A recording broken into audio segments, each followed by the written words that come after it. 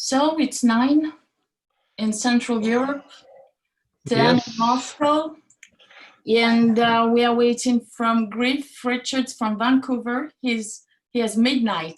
Hopefully he will join us very soon, our first presenter. So good morning, everyone. Dear heads of the organizing committee, dear members of the organizing committee, dear speakers, dear participants. Yes, where I see people are coming. As far as I know, we have YouTube broadcasting now, so hopefully it works good. I haven't checked so far. So we welcome you as well. And I'm happy to see you all today at our pre-conference webinar.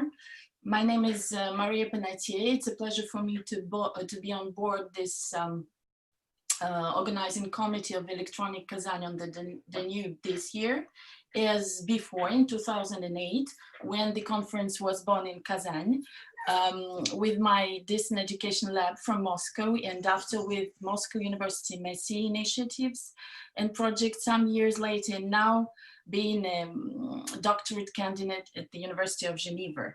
And of course, I'm happy to see you all, dear colleagues, dear friends, again.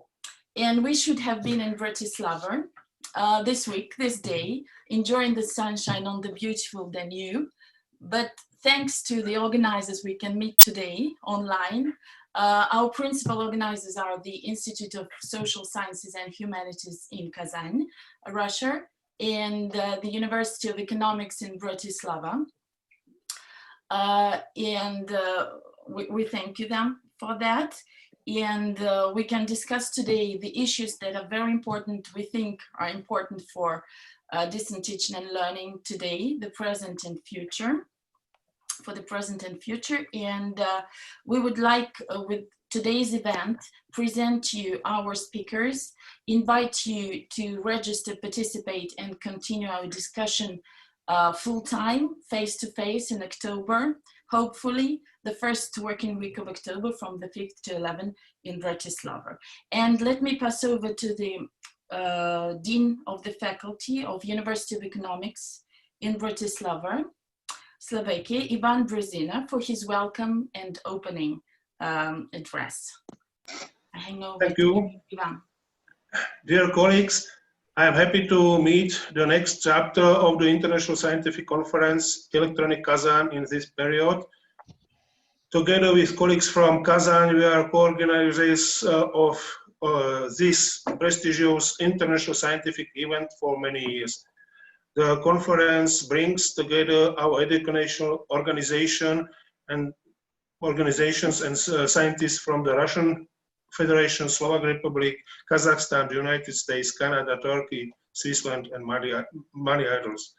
Electronic Kazan is a regular meeting of scientists and educators who are continually trying to improve the quality of education using information and communication technologies and new knowledge in informatics and economics.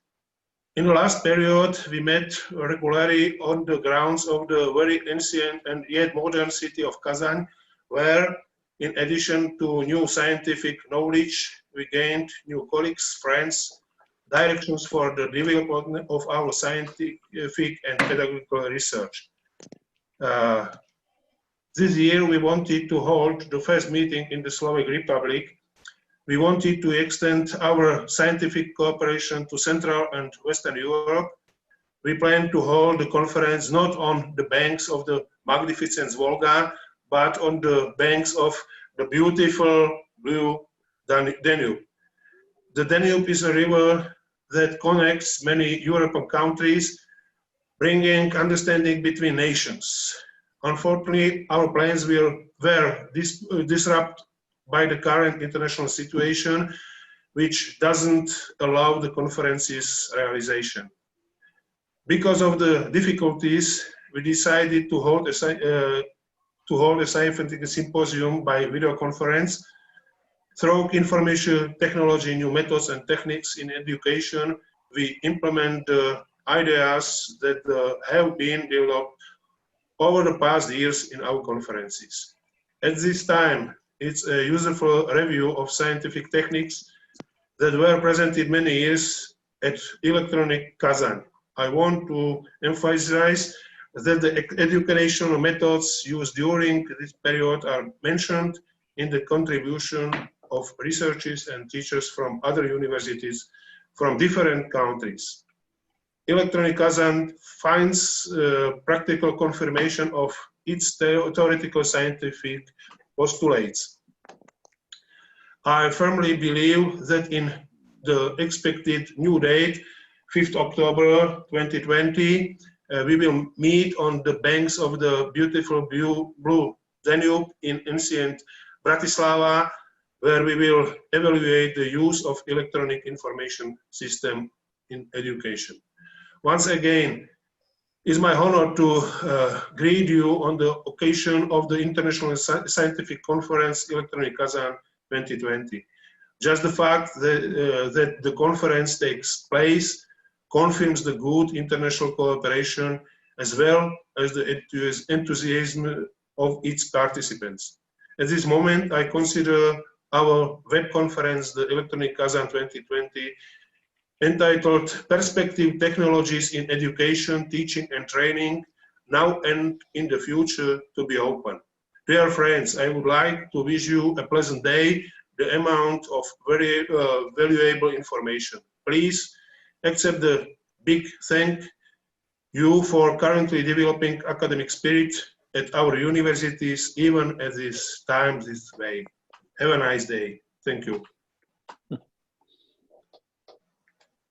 Thank you, Ivan. I'm just reminding the speakers, as soon as you don't speak or after finishing your speech, could you please switch off your microphone so far for the plenary. And we appreciate very much the support of the European Distance and E-Learning Network with this year's conference, especially for the organizing of the PhD symposium section.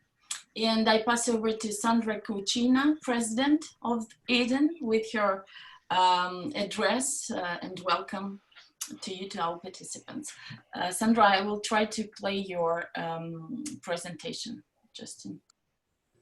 Thank you. Thank you. Good morning. I hope you can hear me. Thank you, Miss Maria, and thank you, Professor Brezina, for very kind and nice words in the beginning.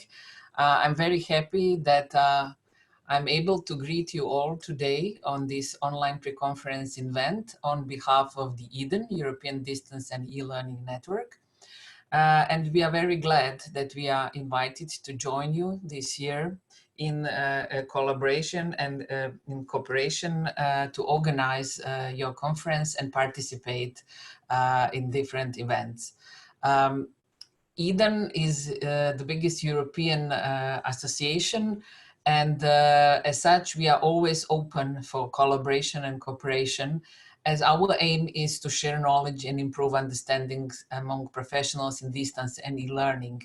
And I don't think that there are better times than now when we have to work and collaborate together to see how can we support education and world globally in these issues when we have faced the pandemic and we have changed our lives and educations over the night.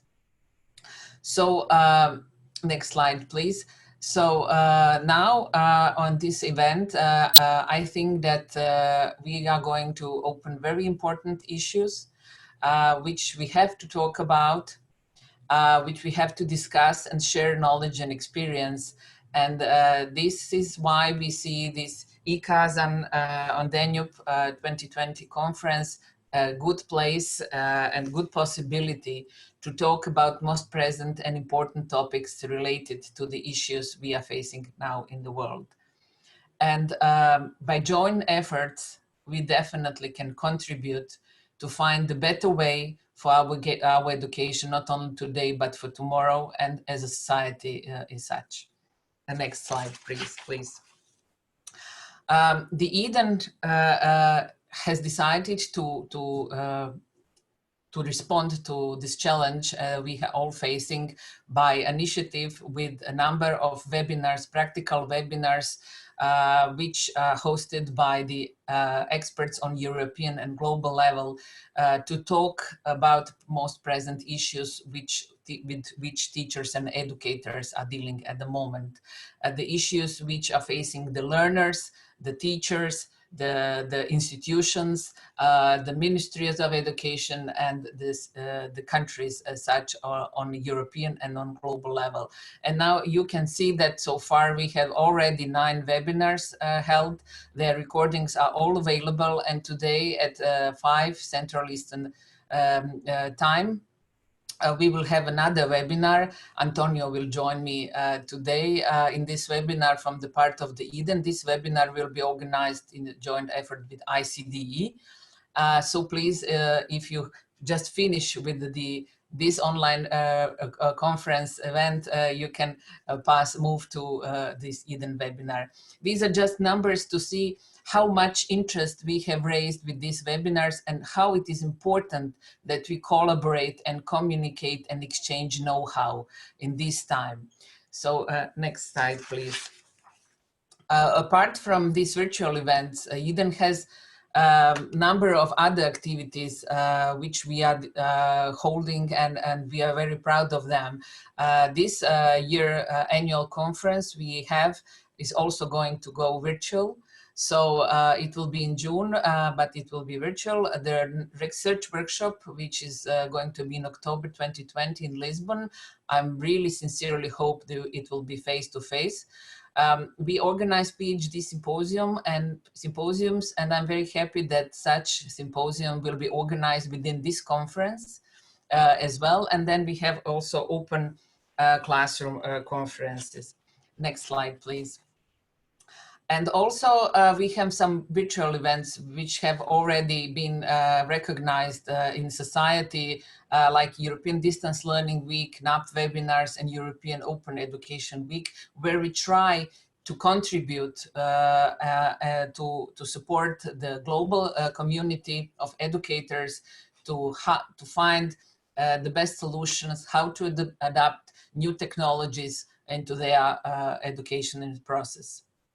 And the next slide is the last slide. So I hope you will enjoy your event today. I have looked at the titles and the speakers, and I'm very eager to hear all of them.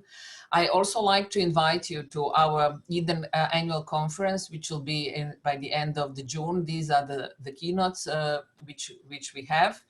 And I'm very, very eager to see all of you in Bratislava in October for the Kazan on Danube 2020. Thank you on behalf of the Eden. Thank you very much, Sandra, for your warm address. And I think this digest of Eden activities is very important for Russian-speaking community as well, to integrate our efforts and to enhance what we have been always concerned, the quality of distance teaching and learning. Thank you very much. And I would like to remind you that we are starting now our program with the speakers. And I think received the message from joining now, from Griff Richards from Vancouver. And while we are waiting for him, I would like to remind you, all the participants, that we have the section of questions and answers, and we ask speakers to present during 15 minutes and to have 5 minutes to take some questions, 2 or 3. And after, dear speakers, you can continue answering all the questions in the section of questions and answers. If you could please, maybe some questions that you find should be answered. And I remind that in chat, we can still continue discussion. It's difficult for me to follow the chat when I play the screen, but now I will be more concentrated. And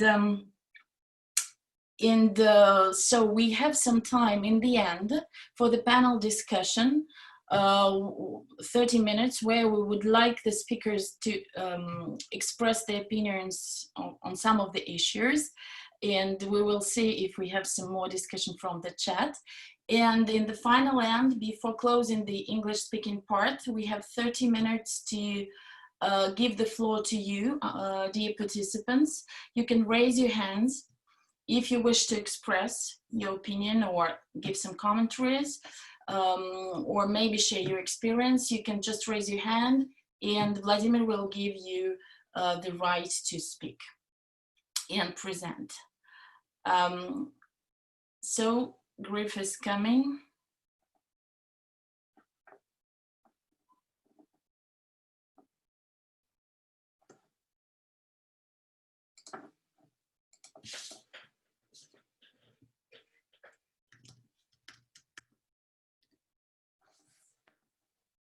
Maybe while we're waiting for Griff, you could briefly present yourself, Antonio and Alan, Vladimir, before the main talk. Well, I'm Vladimir Zuev from Kazan, Russia. I'm the head of IT department of Institute for Social Sciences and Humanities, and for last 10 years I am a member of organizing committee of Kazan International Conference. I'm glad to see you all here, and I hope to see you on our next conference. Thanks.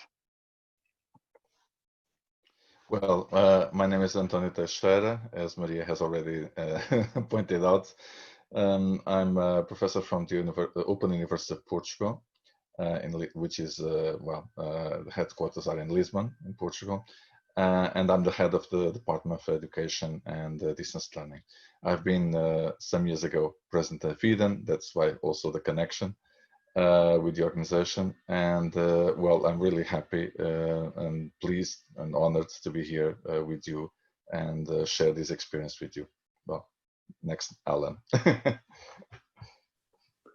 Hello, good morning to all my colleagues. It's a great pleasure to be here in this exciting new network linking parts of Europe that don't talk to each other often enough. So this is a real great pleasure. I'm Alan Tate. I'm an emeritus professor of distance education and development at the Open University in the UK, the former Pro-Vice Chancellor. And I'm very much looking forward to hearing my colleagues talk this morning and to making my own contribution. Thank you, Alan. And Josep, would you like to say a few words? Yes. Thank you for joining. You are screen sharing. Yes, Thank you very much to all of you. My name is Josep Duarte. I'm from Open University of Catalonia, which is located in Barcelona. I don't have the opportunity to see the Danube and to are close to the Danube here, but I'm also a vice president for research of VIDEN. I'm so glad to be here today with you. Thank you. So I see now that Griff is coming, breaking through. So Griff, do you hear us? Good night. I can hear you this morning. Yeah, very nice. We too. But I am having difficulty with my camera. So I don't know if you can see me or whether you can see my screen. So far we see the black screen so far. Yeah. Oh, well, that's what I see. We see your picture. We see your picture on the first slide. So you can play your slide and start talking. So the floor is yours. And I can talk over it. That's better than me. Good morning or good evening for everybody there. It's midnight for me. And of course, midnight brings out all the goblins and gremlins in the setting. And I'm doing what we call self-confinement in Canada, hiding out at my summer home up on Shuswap Lake. And it's quite a beautiful place to be, but it's quite far. But let me launch into my talk about how e-learning saved Western civilization. The Canadian perspective, at least one Canadian's perspective. As most of you know, Canada is quite a large country, and to be such a large country, we need a decentralized way of managing it. We have 10 provinces. There's a bit of a map there of our provinces. That means that we have 10 ministers of health and we have 10 ministers of education, and each province is defining and deciding its own policy with regards to health and how it manages the COVID outbreak, and also what it's doing with the schools. And of course, the federal government provides some coordination and support and funding to keep things working together, but ultimately decisions are made up at the provincial level. We were quite lucky in a sense that on March 13th, when the pandemic was declared, where I live in British Columbia on the west side of Canada, the government immediately declared the schools were closed. And for us, it wasn't much of a problem because we were just going into what we called the spring break, which would be a 2-week break for children and teachers. And part of that spring break meant that we would go into social distancing, staying at least 2 meters away from any strangers. No school, no restaurants, work from home, no travel. Anybody traveling coming into the province would have to spend 14 days in quarantine. I was in Mexico, and so we had to come home early, and we went into quarantine, and it worked out actually well that we went into quarantine because my wife is a principal of a Francophone school, and the planning began right away when we returned from Mexico, and she was immediately thrust into audio conference after audio conference to figure out what was going to happen with the schools when spring break ended. So I should mention my talk today is usually I work with the university sector, but this topic was close to my heart because it's something that's happening right around us at this time. And the kindergarten to grade 12 schools in British Columbia before the pandemic were actually quite well set to launch into online instruction. All schools were connected with broadband internet and have computers or tablets in the schools. Almost all schools and all school boards offer some form of e-learning already for distance education. Most of the teachers in the province already use tools such as Fresh Grade. 90% of the homes in British Columbia have high-speed internet, and parents and students are already used to using online resources. The school board that I chose to study was one that I worked with 10 years ago when I set up their virtual high school. But the Conseil Scolaire Francophone, the French school board, has 35 schools scattered around British Columbia. You can see the map there. And they're quite well endowed technologically. Every classroom has Wi-Fi. There's an iPad for every 2 students in kindergarten to grade 3, and an iPad for every student in grade 4 to 6, and every student in the secondary program has their own MacBook, all provided by the school. Usually these resources stay at the school. But in the time of the pandemic, they went on to were actually given permission to take these home. And in fact, students who weren't at home, that when they came back from spring break, they came to the school and picked up their computers. Here's a timeline of how the rollout affected us. March 13th, all schools were closed. March 16th, the planning began with the online meetings almost daily using Zoom. By March 31st, a plan was in place. The teacher preparation began. Every teacher was paired with another teacher teaching the same thing somewhere in the system. And the admin support was also allowed, and technological gurus on how to use all the training and the different tools was rolled out. The tools were already around. They may not have been in use by every teacher, but they were available. Student preparation and computer distribution took place on April 2nd. And on April 6th, which is when the spring break normally would have returned to classrooms, all online classrooms began. We didn't know at the time it was going to last 6 weeks. It began, schools were closed, nobody was moving. It was the only thing that was happening that was moving at that time was electrons. And yesterday, June 1st, the schools finally reopened, but what they call a modified program, a voluntary return to classroom, because some parents still don't want their children to go back to school to be in contact. The pandemic is still going on, although our numbers are very good. So when we set up the, when the school board set this up, they decided that there would be online contact with the teachers, varying by grade level. So kindergarten to grade 3 got 1 hour online every day. Grades 4 to 6 got 1.5 hours online. Grades 7 to 9, 2 hours. Then the contact time increases with age, and the focus was going to be on math and language skills.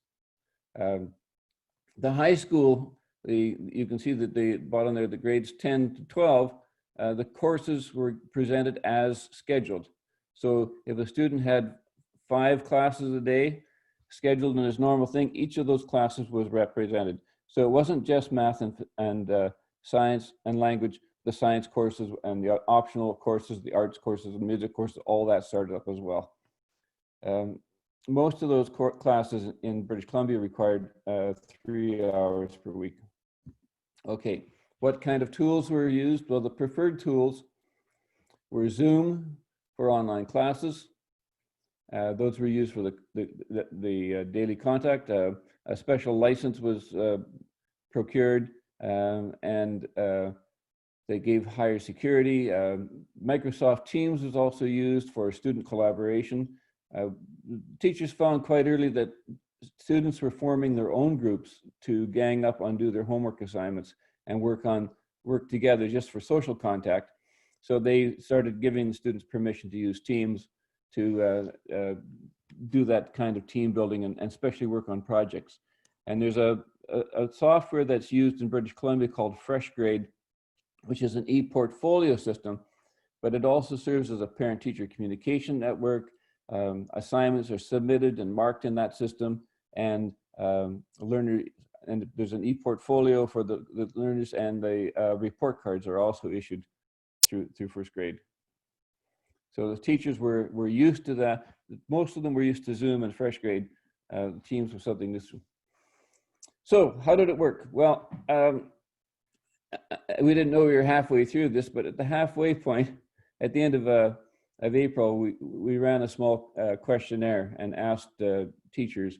This is not very scientific. This is mostly casual, informal questionnaires that were sent out. Teachers sent them back to us.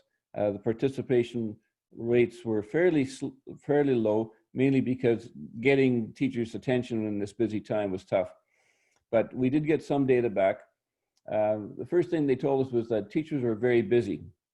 They have lots of assignments, and they were spending a lot of time giving feedback to students because their goal was to keep the students engaged. And one of the ways to keep students engaged is to constantly give them some feedback and assignments so that this discussion keeps going back and forth.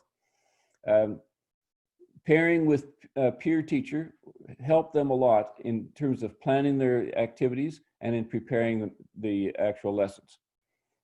Sometimes they would swap on and off, alternating as to who gave that 1 hour of contact or 2 hours of contact, or they would work together with groups. Most of the teachers followed the existing textbooks and curriculum. The materials that were there, especially in mathematics, were already there, and they used them. The same with the reading materials. The students who'd been, when they picked up their computers, were given the books that they were supposed to be reading. And so that worked out quite well. Online resources took a lot of time searching for the right resources, but again, they already had access to things like the Khan Academy, and because it's a Francophone school, they were looking for learning games, and they found resources in other provinces. Example was Allo Prof, which provided fun games, especially for the younger children to work on, that made the learning much more fun. For the older children, project-based learning was very effective. Students, as I mentioned, were self-organizing to do their work on homework. The teachers found it a bit of a struggle to try to meet every single child's needs.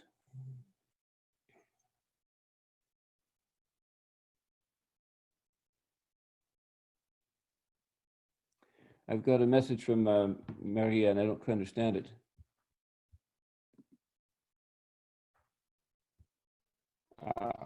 I'm sorry. Yes, I see what you're saying. Okay. So from the teachers, the system was working, although they were very busy. The feedback from the parents was most parents appreciated the effort and time the teachers spent with the students. Now you have to imagine this. If you're a parent and you're restricted to your home and you have 4 children, something that distracts your children for a couple of hours a day is a very welcome resource. A few parents, depending on the level, 5 to 10% of the students preferred to tutor their children themselves. And in other words, they didn't use they looked at the curriculum, they saw where the child was going, but they did the tutoring themselves. There were some complaints about the need to provide technical support to their children, especially for younger children.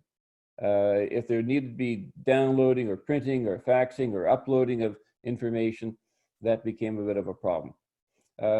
And for the older students, there was some worry about the ongoing impact of loss of study time on final grades. I have to mention that the province stepped in and said that don't worry about your final grades. We'll base your grades on your progress up to the point of the epidemic started, plus some participation marks for what happened after that point. Feedback from the students.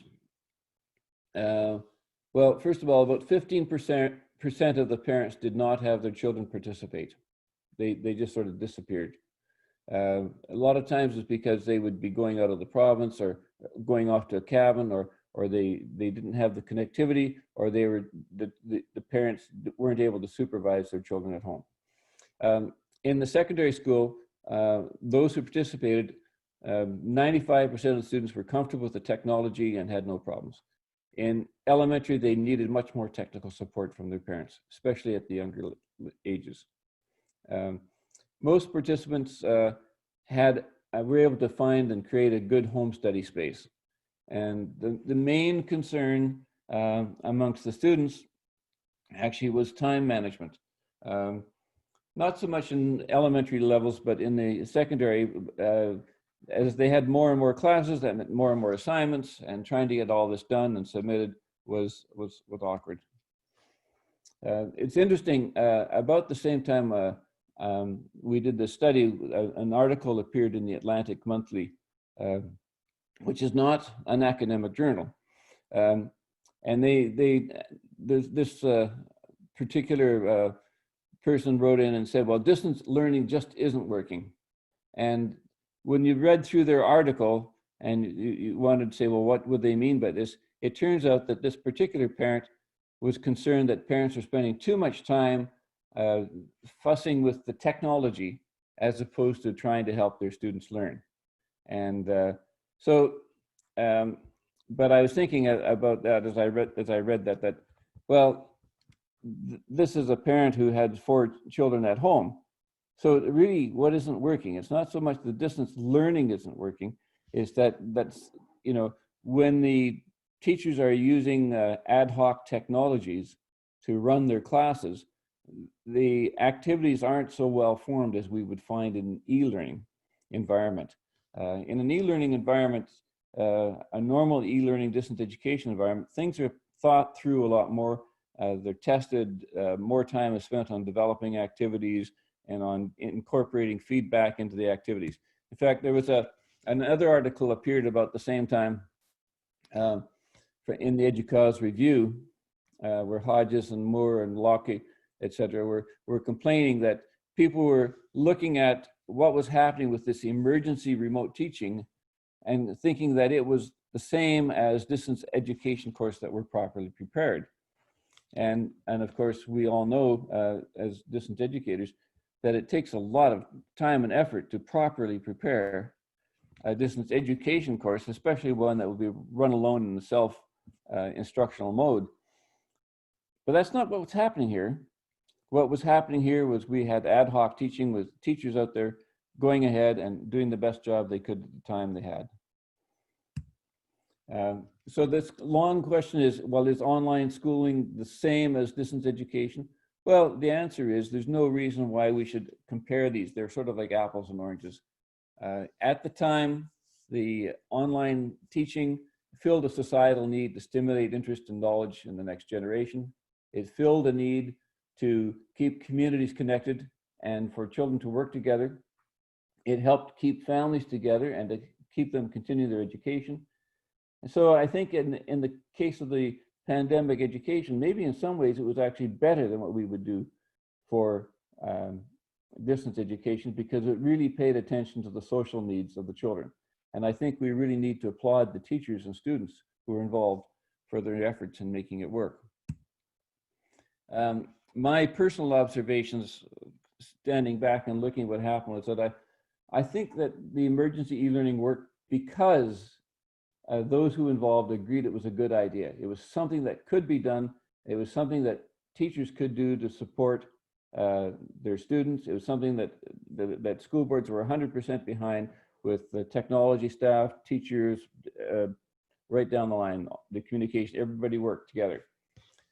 In addition to the online classes, most of the schools in British Columbia also remained centers of social support for the cities. They provided daycare facilities for children of essential workers. They distributed emergency food vouchers. They provided individual lessons in site for individual students who had learning disabilities. And the province relieved much of the pressure for graduating students by lessening entrance requirements. It was interesting, in the province of Quebec, the French-speaking province of Canada, the teachers union said that online learning is not our job, and they told their students, their teachers, not to participate. And I think that left a big vacuum in the province. In fact, one teacher said this is not right, and she went online by herself and became an internet star by every day providing daily lessons from grades 1 to 6.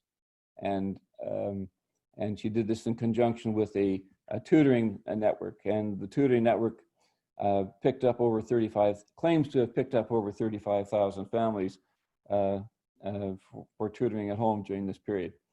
So it is possible. A person can make a difference. Every teacher makes a difference. And I think that the overall outcome will in long term be seen as a very positive thing. Anyway, that's my short perspective on what's happening with the teaching. And I think e-learning, or at least the online e-learning, saved Western civilization for 8 weeks. And we're all very happy that the school's open today. Thank you very much. And if there's any questions, I'll do my best to respond. Thank you, Griff. Thanks a lot. Yes, it's nice to hear from you again. Your analysis is always wonderful. So we have some question in the chat from Yaroslav, but I would like, Yaroslav, maybe you can express your question yourself if you can switch on your sound.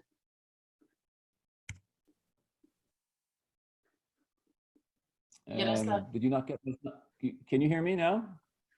Yes, we can hear you very good, but I can read this from chat.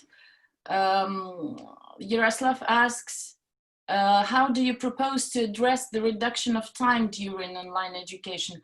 I think he means the reduction of face-to-face time communication. Is that right?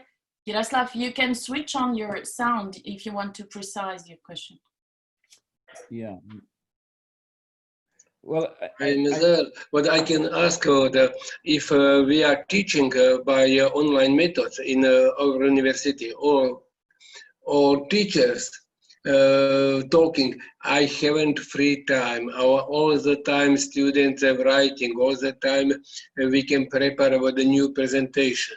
It's a very large time for education. How can you manage this time for teachers? I think the question of time is one that for most teachers, by the time they got to the end of the 8 weeks, they had a pattern and a rhythm established, and they weren't as worried about preparing presentations in advance as they were. Many of them had shifted to more project-based and resource-based guide on the side as opposed to the stage on the stage. I did not stop and take a look at what's going on in the university world. I know my son is supposed to enter a master's program in September in Montreal, and they've told him that they're not sure yet what's happening in September in Montreal. They will probably be organizing themselves to go online, but at this stage, they have no definite plans. For the younger ages, the loss of time is not that important, because a lot of what, as you know, a lot of what happens in early ages is formative, and it's social learning that continued. So the big problem is the workload for the teachers.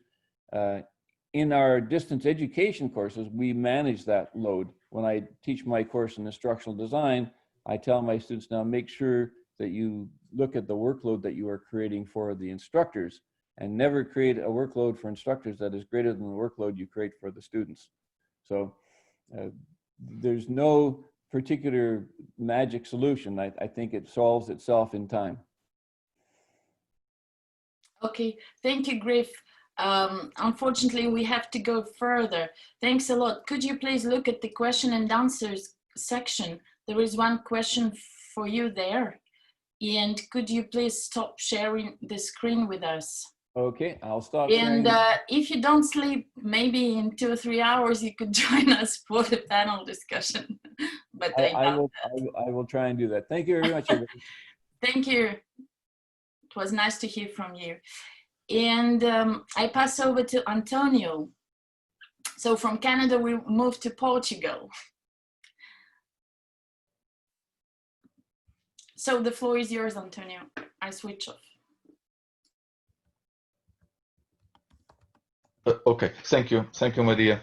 Well, it's, as I said previously, it's a pleasure to be here with you, and I would like first to thank the kind invitation to present here at the conference. Well, and of course to greet Maria and to thank her once again, and the organizing universities and the colleagues, of course. And well, good morning, everyone. Here in Lisbon, it's 1 hour less than in Central Europe, and which means it's 2 hours less than in Kazan and in Moscow. What I've actually would like to suggest to you is, well, this kind of a reflection that follows up a little bit on what has been already presented by our colleague, by Griff. And so the reality in Portugal is not entirely different from what happened in Canada. But anyway, there are some differences, and I'll try to explore them. And so also my point here is, how can we so I'll start by reflecting a little bit on what was this experience, this emergency remote teaching and learning, and how can this be actually transformed, and how can this lead to a mainstreaming of open and distance learning. Well, this is the reality still, and it will be the reality for some months still. And as you can look at the figures, they're already outdated. So this is a more or less recent, more or less recent data collected from the Johns Hopkins University. But even so, the reality is moving very fast.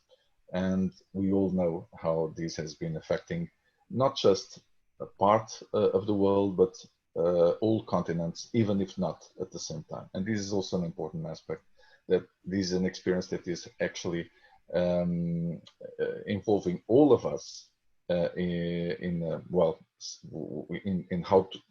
in finding solutions to similar problems, but not at the same time, and in an interdependent way, which also creates another set of problems. Similar to the pandemic, as you can see in this graphic, there has also been a global movement of closure of schools and universities. The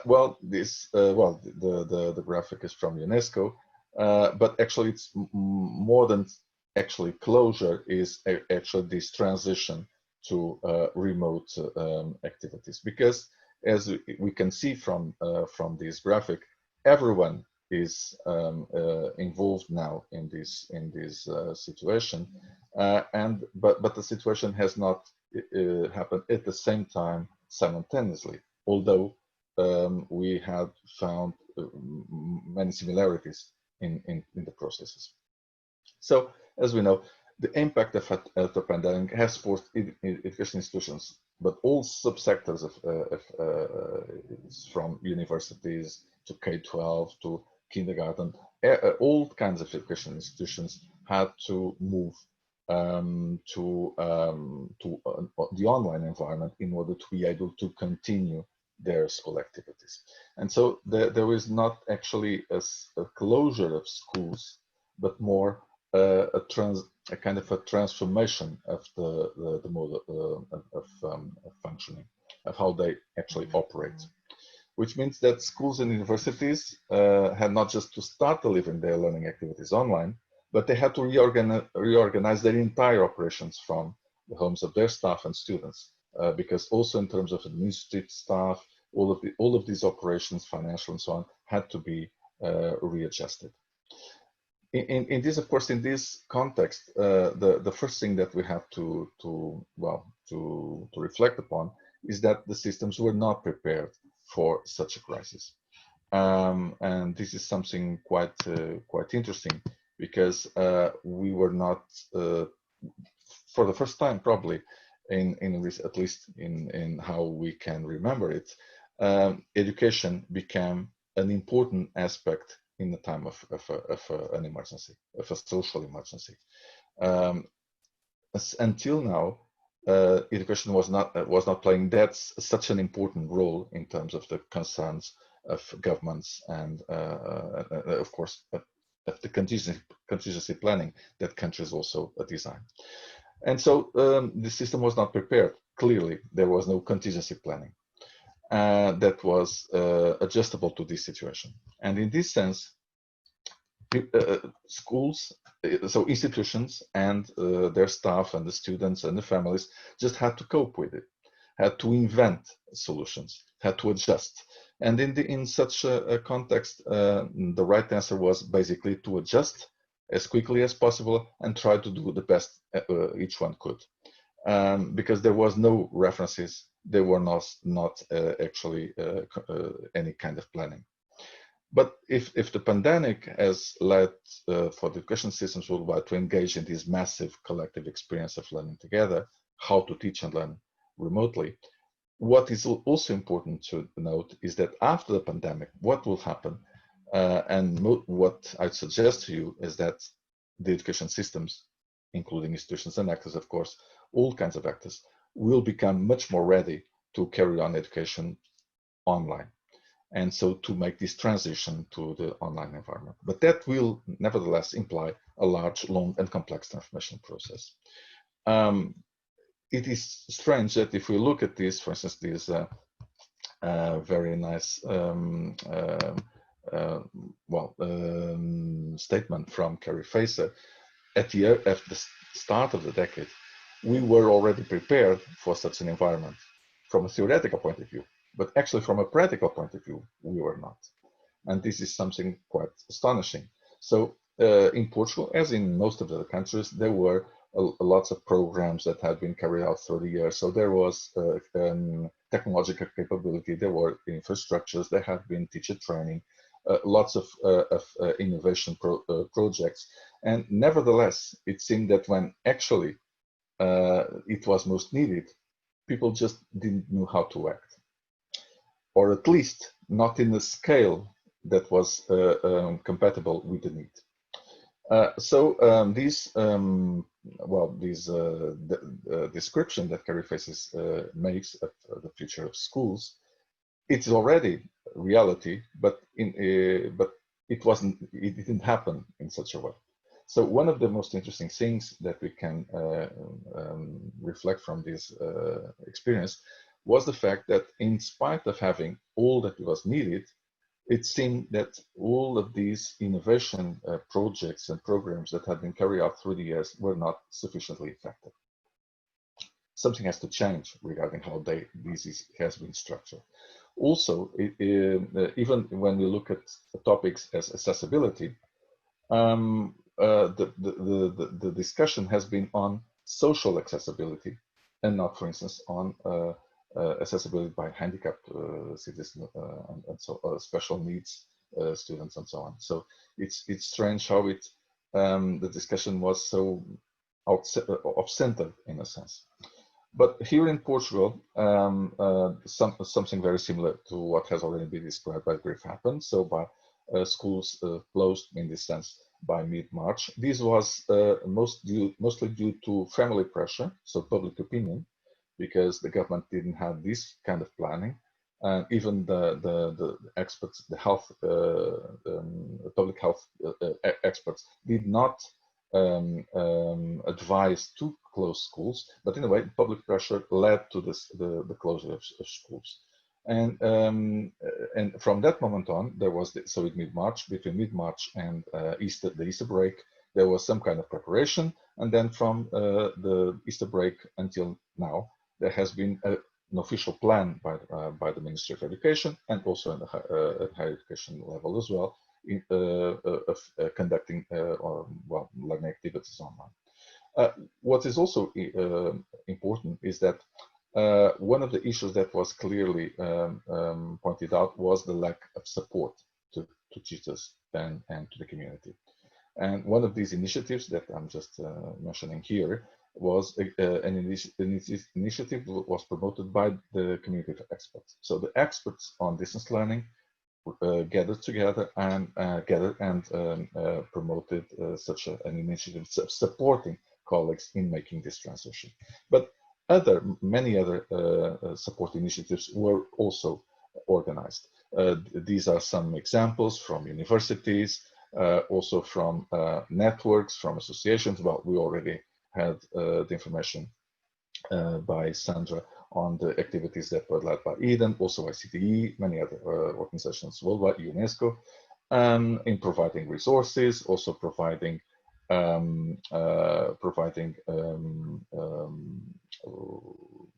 advices, and this is how this has been, of course, supported. Also, the same happened with the Ministry of Education. This is the Estudo em Casa initiative, which actually represented the initiative led by the government to support the teachers. What happened then was that when the government actually implemented their planning, there was some reaction on and some concern on how society and families would be prepared to conduct their children's activities and their fully online. And so there was a discussion on the accessibility. Curiously enough, the data retrieved proved that there was not such a digital divide as it was thought that would be, and most of the city halls, town halls, or municipalities actually engage in projects with their communities in order to build these capabilities. So to lend laptops to the community, to increase internet access, and so on. Not necessarily national government, but local municipalities, so local government, local administration, I mean. On the other hand, the government, with this pressure, tried to combine online delivery system with a more traditional form of delivery. So they tried to reenact an old experience that was actually held in Portugal from the 1960s to 2000s, which was actually educational TV. So there was an experience of reenacting broadcasting of educational TV, which was also kind of a strange thing. But on the other hand, it was a kind of a complement that the government wanted to introduce in order to allow for children who would not have internet access to actually have access to knowledge resources and to learning resources. I mean. Anyway, of course, as pointed out already by Kriv, the main platform used was Zoom. Also, in the school system, Microsoft Teams was also widely used, and at higher education level, also MOOCs were used in a larger scale than usual. Regarding higher education, the situation was different from the school system, and many universities, or well, several universities started transition strategies in order to digital transition strategies in order to prepare teacher staff and of course the students in order to engage in online learning. But there were also some differences. And in the same university, different faculties or different schools reacted differently. Anyway, and what we can be drawn from this was that unprepared for online teaching, most teachers try to replicate it, or as it was already said, try to replicate their face-to-face teaching learning environments and methods using mostly web conferencing tools in a massive scale. These figures from the use of Zoom gives you already this dimension. As a result, there was some criticism, of course, as has already been pointed out by Kriv, here in Portugal in a larger scale. And the main points were the potential digital divide issues, unequal digital access, literacy and competencies, teacher and student excessive work overload and digital fatigue. This was also very important. Also, the fact that families were working working and learning together, and so this created some kind of problems within the families. It was a lot of pressure for the families, and this was not, well, a typical a good learning environment. Also, issues with personal data privacy and management, because most teachers were not, and even schools were not prepared to deal with these kind of issues, and a wrong perception of some kind of unreliability on their part their perception of the digital assessment methods and tools. However, as this massive and accelerated transition experience rapidly led to this widespread awareness of the limitations of such an emergency approach, it also demonstrated the need for applying proper methodologies appropriate to distance online and teaching learning scenarios. And this change is becoming irreversible. Well, as I'm limited a little by time, I'll go forward. So what is next in the agenda?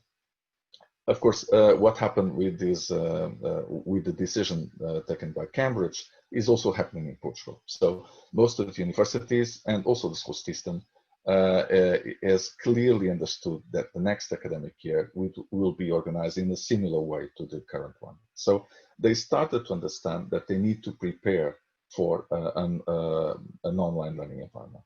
And so this is the next step. So how to do this, and how are they prepared for this?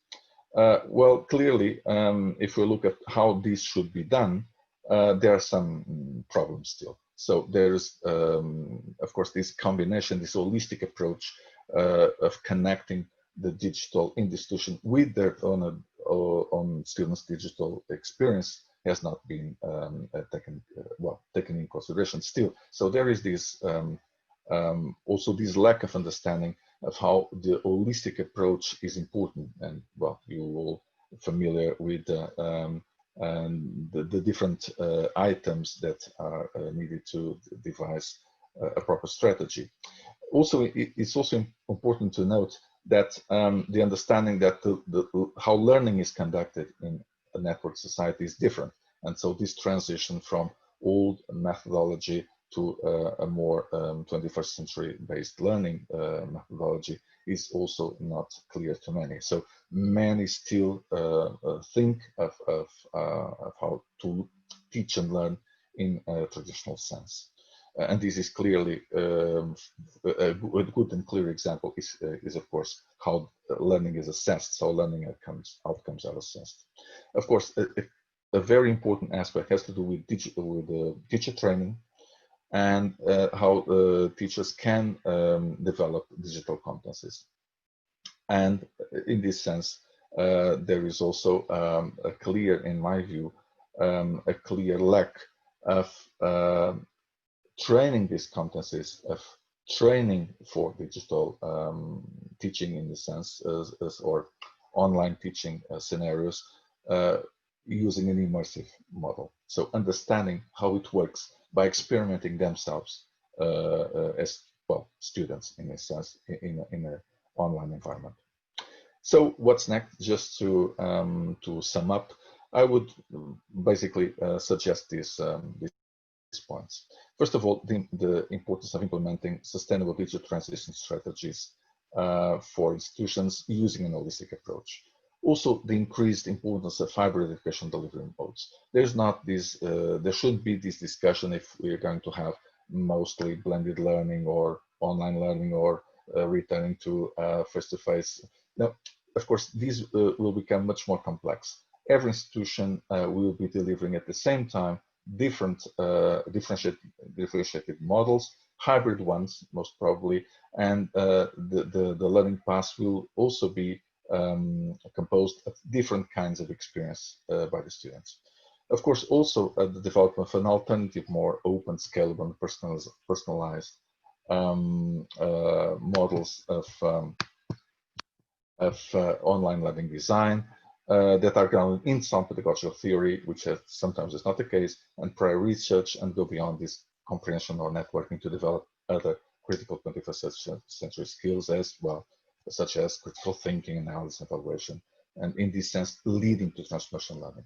Also, an increased participation of students in co-designing their own processes, learning processes, a shift from learning assessment to assessment for learning, with, of course, the development of new models for that, the sustainability of learning in the network process of creation, dissemination, and preservation of and reuse of knowledge, a more clear focus on competence-based learning and context-based teaching, and of course, well, I've also mentioned the need for different forms, models of training, teacher training, also importance of regulation, and of larger, well, of course, large international cooperation as a response to this increased global interdependence that we could also experience from these in this crisis. So I'll be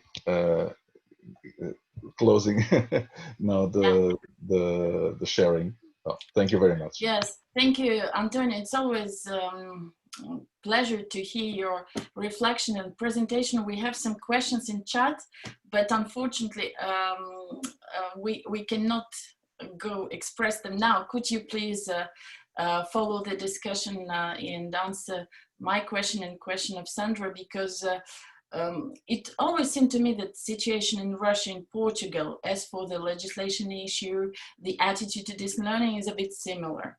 So this is why I wanted just to speculate on this a bit, but we can continue discussion. And thank you once again. Okay.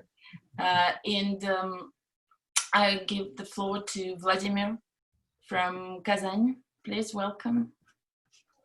Yes, one moment, please.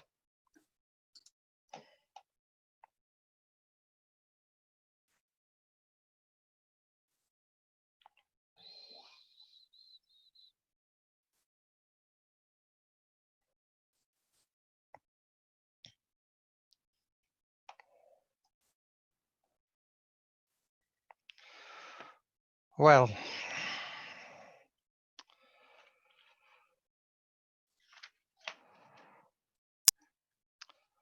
there are 741 higher educational institutions in the Russian Federation, and all the studying processes in all of these universities and higher schools are organized according to federal state educational standards.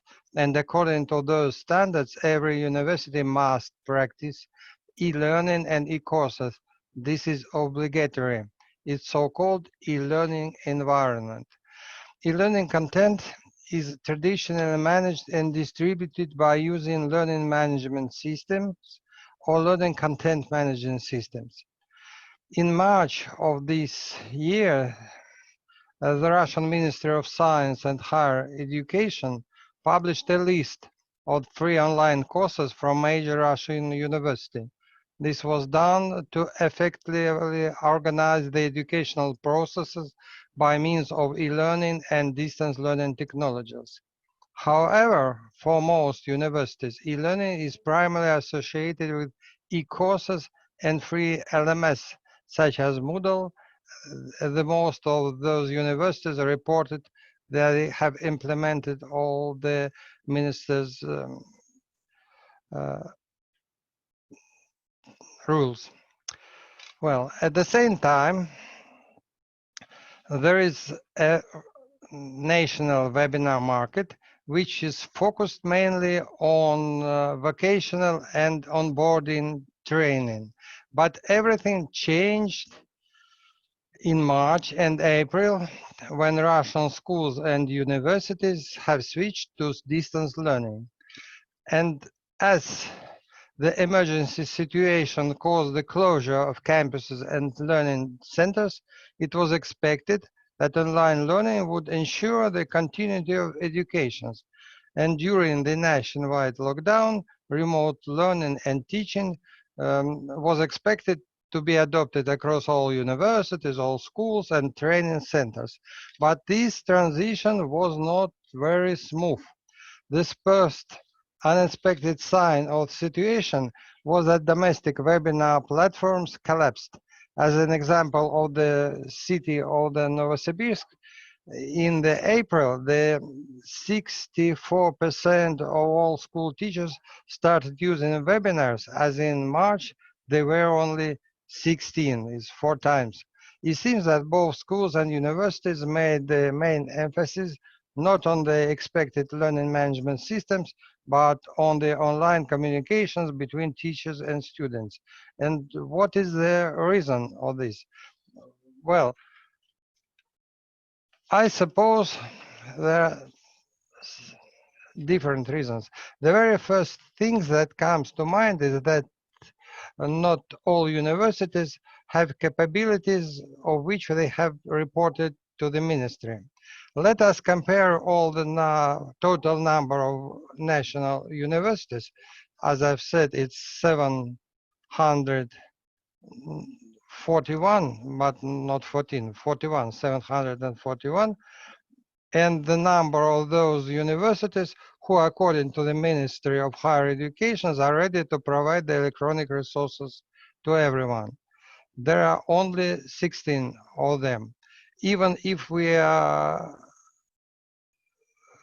think that there are 10 times more when 160, we see that it turns out that most of the higher education institutions are not ready to use e-courses and learning management systems. And why does it happen? Here are some answers that I received from my colleagues, university professors. Well, first of all, webinars are the most flexible form of learning compared to e-courses. As a full-time face-to-face classes, a teacher can easily adapt his narrative, especially since he can see the reactions of the students. It is easier to change the content of the webinar than those of e-course. It is easier for the teacher because he doesn't need to master the software or the electronic platform. And there's one more reason. I didn't think about it before, but students nowadays are unaccustomed to perceive large arrays of written text, and the majority of modern e-courses are built on the perception of written text. Students don't want and do not like to read. They want to be told about everything and shown everything. Thus, it turns out that for both teachers and students, it must be more convenient and more familiar to interact using video services such as Zoom. No, apart from the Zoom, Russian teachers say they use other video services such as Microsoft Teams, Google Meet, and Skype. And what are the drawbacks of learning management systems?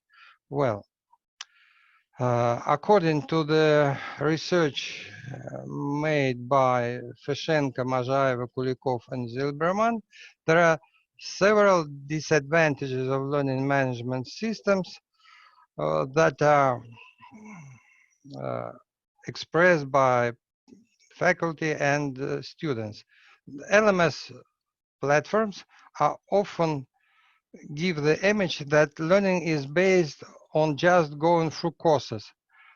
The key problem of LMS platforms such as Moodle is that they are closed top to bottom systems and they are strictly regulated by institutions. Well, the main disadvantages of learning management systems, according to the research, is the technical problems in use, unfriendly interface, lack of communication possibilities of the teacher and the students, shallow functionality, and the need to work with administrator. On the other hand, we may consider our modern webinar platforms as a step to next generation e-learning environment. There are three stages of distance learning environment. First stage correlates with those of computer-aided instruction. At this stage, distance learning environment acts as e-knowledge base. It also acts as a tutor for human learning, presenting drills and non-judgmental feedback to practices. The programs were designed to provide immediate positive or negative feedback to learners on the formal accuracy of their responses is the first stage. On the second stage, a learner interacts with the intelligent e-learning environment. It reacts actively and the interaction is based on artificial intelligence and usage of such things as learners' record stores. On the third stage, intelligent e-learning environment acts as intelligent communication between connecting humans, teacher and students, forming a kind of socio-cognitive interactions. So we may consider modern webinar platforms as a first approach or approximation of the intelligent e-learning environment, and we must have in mind that it appeared only due to modern software, cloud computing technologies, broadband, and high-speed connection. That's all. Thank you. If you have some questions, I'm ready.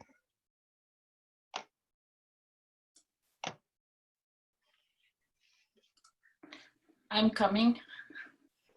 Yeah, I was writing some commentary to Vladimir. The problem about LMS, it's an interesting point. I think the problem is that to create a good interactive, we all started with LMS, and to create a good LMS, institutions have to invest much, and usually they adopt the systems for their needs, and this is maybe also the problem when this LMS become not very functional, because you have to work with it as well. Certainly. Yes. Do you have some questions to Vladimir? We have some minutes. Yes, we have from Griff. If you could look in chat, Vladimir. Do you think maybe we are the problem and we want? We are the problem and we want. Yes, yes. I think that we must, on the first hand, think about communication between a student and the teacher, and not thinking about creating a perfect course. Yes, because this, I suppose that the process of studies mainly based on communications. That's any questions more? Yes. Any comments, questions? We have some minutes more. There is a question and answers. It was just thank you from Marina. Yeah. Mm-hmm. And Vladimir, I haven't been in the Russian educational context. some years. So, and maybe I could address you with the same question I wanted to address Antonio, because in Switzerland it's always an issue, and I know in Russia it has been always an issue that we have to fight with the image of distant education as low quality and so on. Has something changed with this crisis in Russia? The attitude or the desire to do something better, to improve, to train the teachers, to invest in quality content? Well, because of the lockdown, official position of Ministry of Higher Education and Ministry of Education, there are two ministers in Russia, well, is that every educational institutions must practice e-learning, must practice distance learning, and that is the cause of the big opposition to this idea. And in many cases, the previous, previous position of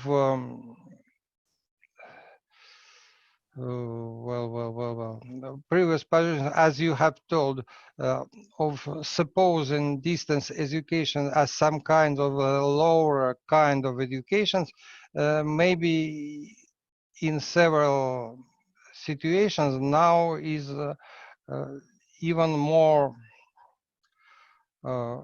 worse. Active.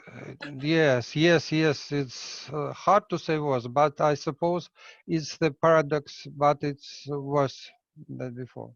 Well, because the faculty and the teachers are mainly opposing the e-learning practice, because this e-learning practice is is mainly driven by ministers' declarations and ministers' rules. It's not their real teachers and faculties' idea to use these e-learning or distance learning technologies, but so it's imposed from imposed, certainly. Yeah, that's. So, any other comments, questions from the panel? Thank you, Vladimir.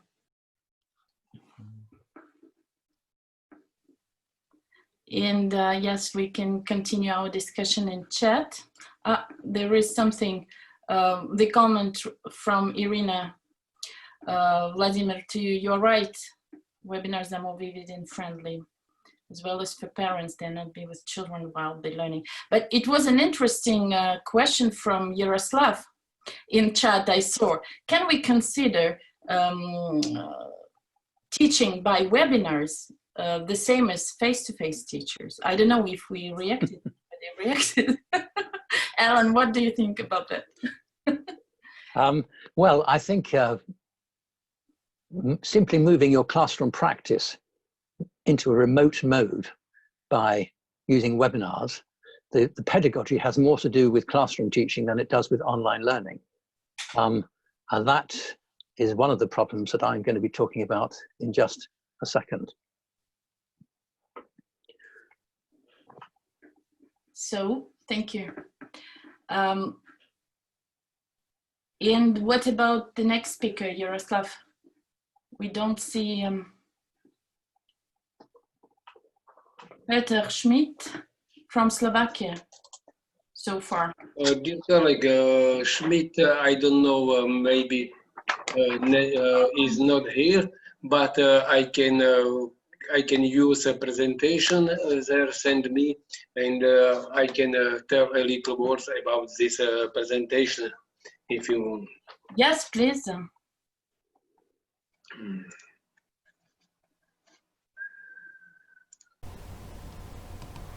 Ladies and gentlemen, let me introduce my presentation of gamification in online education during a pandemic. Over the last 100 years, humanity has undergone technological transformations that are more fundamental than what humanity has achieved since its inception. They are these: development of semiconductor technologies, computer systems, information and communication technologies, the internet, wireless technologies, social networks, etc. All these advantages are centered around one term. This term is information.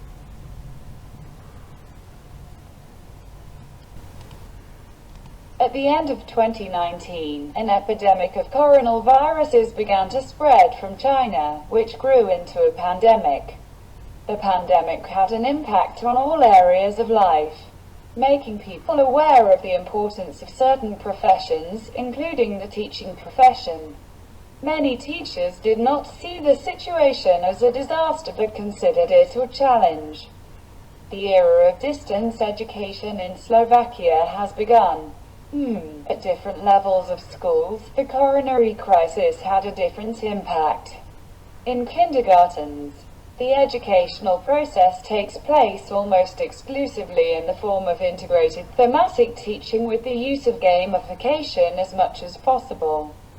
In the case of quarantine distance education, in nursery, teachers can send worksheets to children through their parents, which they also prepare in nursery.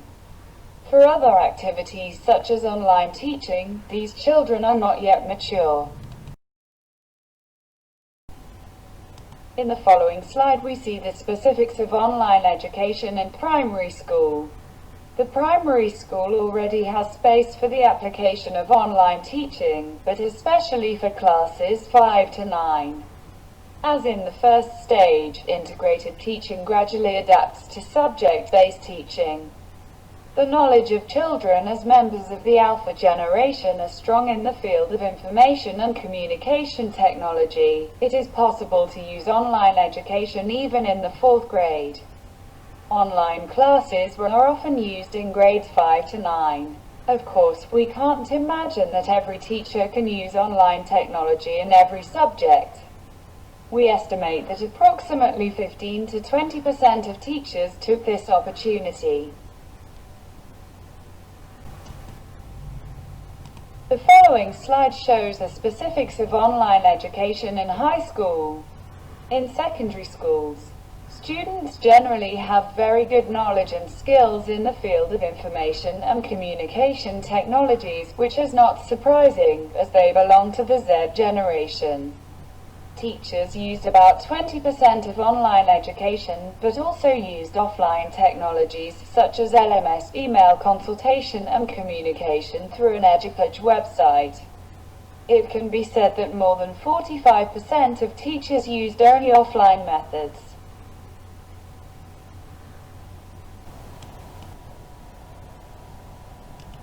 Distance education in a pandemic. Higher education. Probably the least affected by the coronavirus crisis. Since the beginning of the crisis, many educators have used online methods, for example, Microsoft Teams, Google Zoom, Meet, Cisco WebEx, etc.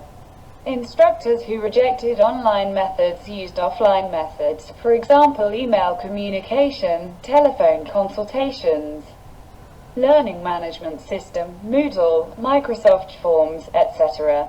According to our estimate in a survey conducted at our faculty, we can say that approximately 80% of university lecturers use distance learning in some form.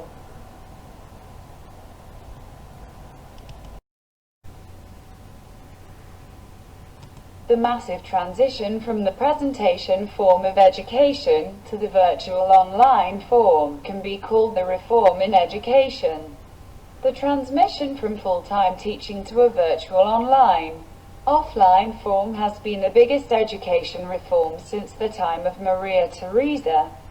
How can the traditional way of education keep pace in today's digital world?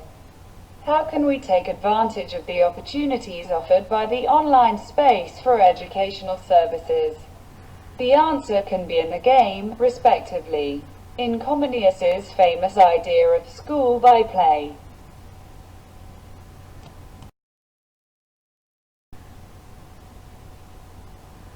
How to make interesting online lectures. One way is gamification. In order to be able to use gamification effectively in education, we need to find answers to the following questions. What is gamification? How does gamification work? What are game mechanics? What is the dynamics of the game? The importance of gamification in education. What are the best practices in the field of gamification?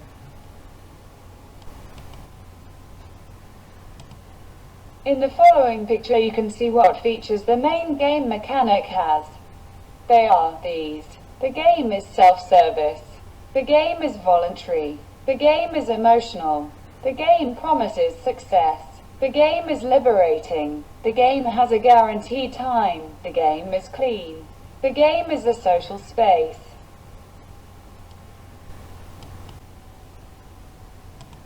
If gamification is used meaningfully in education, it can help to improve learning outcomes in various ways. For example, increasing the acceptance and use of teaching management tools, for example Moodle, support for the retention of acquired knowledge and skills by students, extending the sharing of pupils' knowledge in order to improve the effectiveness of education.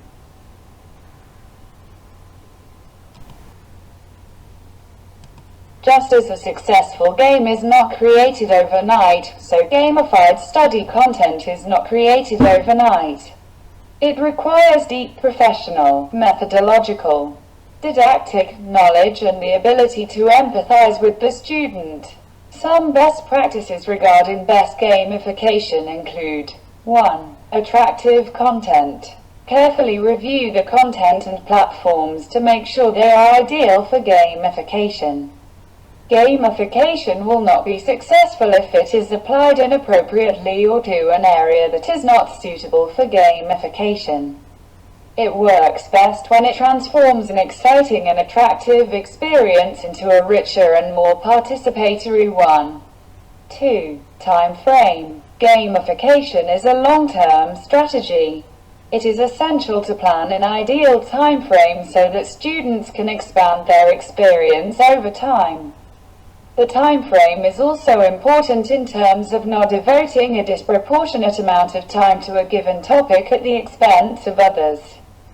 3. Placement within time thematic plans. Gamification must be approached strategically and must not be rushed. For students, it must seem like a spontaneous game, but for teachers it is a very effective tool to motivate students to achieve the highest possible goals. 4. Evaluation. It is important to have a clear idea of what the goals are and how they are set. It is very important to be able to evaluate the success of the game. In the evaluation, the achieved results of students are important, which are usually connected with the emotionality of the game.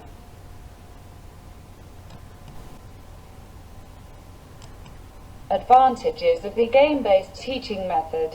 So, mistakes, unlike most school methods, are not punished, and positive feedback is an essential element of the game. The games create a virtual reality that helps students gain experience from a sterile school environment. There are no exams in the games that would dampen student performance.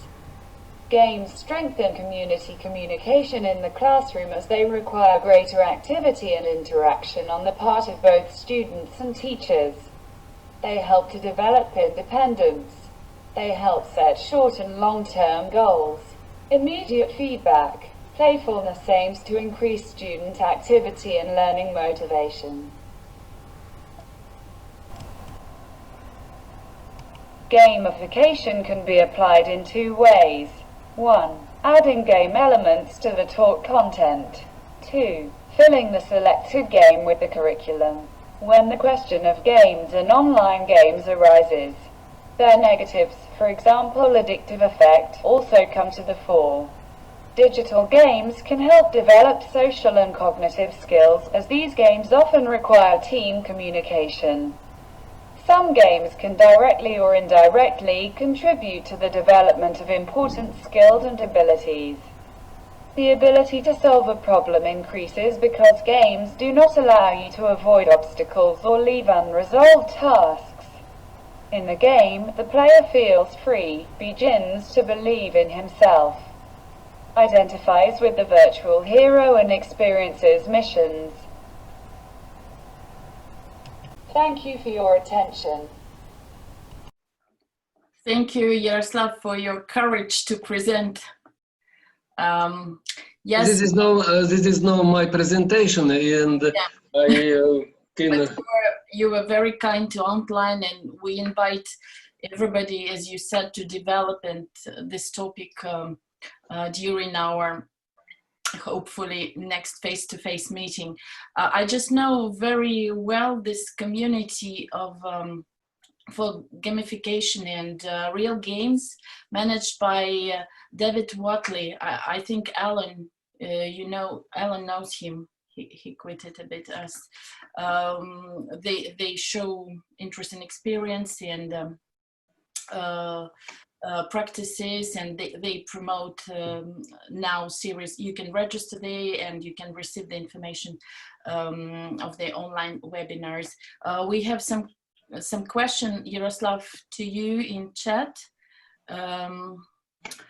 about command use. The game should be connected with practice. What about online gaming? Yes, where I have got a second director in high school. We have with students a game. There we playing eight people, and everyone must go from start to aim by a different way. We are sitting everyone in home, and we can study. We can study what physics was there. What S равно speed and time. Maybe what for student was very interesting place, but I haven't more about this online games. But I think this is possible. But now what I have a program that can. No, it's possible. It's and we try with this method in for teaching physics. Okay. So, do you have some? We have some time. We are waiting for Ulf Ehlers from Germany. He's supposed to join us. So we have some 10 minutes. If you have some ideas or some practice or some research results about gamification and this topic, please take the floor.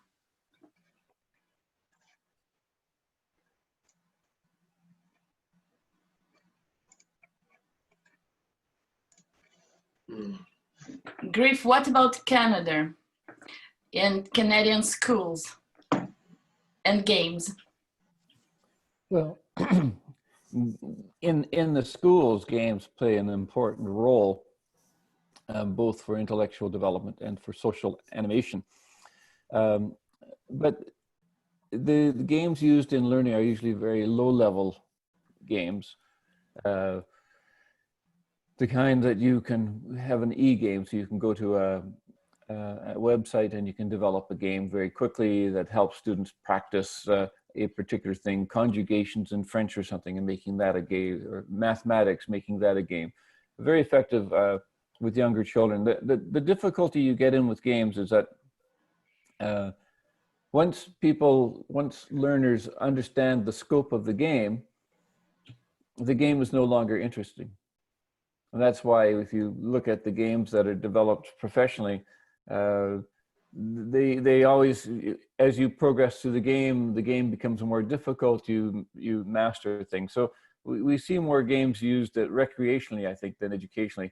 I think the other problem with educational games is for instructors want to be the masters of what's going on.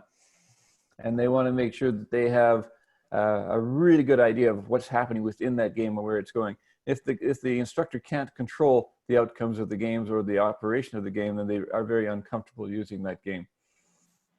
We find games are also can be used for larger social simulations. It'll be interesting to see what happens when the game Coronavirus comes out and it starts getting used in education, because we're part of a game.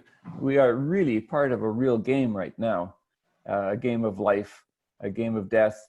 And I think most of us have been very isolated, fortunate to have been isolated from what's going on in the real world. Whereas the people who are on the front lines in the hospitals and those people who are in crowded cities, they're playing a very different game. And it'd be interesting to see how that becomes analyzed historically and in time turns into a learning game. Thank you. Thank you, Griff. Any other perspective? Antonio mentioned that he had this experience and with good results. Yes, well, it has been it's being implemented in different kinds of subject matters. For instance, one of the subject matters that has been implemented has been in history teaching, for instance, and it's quite interesting because the games are also designed with the output coming from research, which is also interesting in giving people the notion how the different layers of occupation, for instance, of a different space and so on, can have been developing. And so also apart from it, there has been also interesting experiences with health education, more with the simulation aspect of the game. And also, of course, I mean, apart from the game itself, the gamification techniques in terms of, for instance, certification of transversal competencies and all of this. So there has been different kinds of experimentation, and they have been successful in terms of increasing the engagement of students. At least, well, I wouldn't say that it is a sustainable result, but at least on the first moment, is, let's say, it is helpful. So in both situations, used as a serious game in a sense, and used in terms of as a technique to help certify competencies or in a way award competence development. Well, Ulf has already arrived, so I'll be shutting up.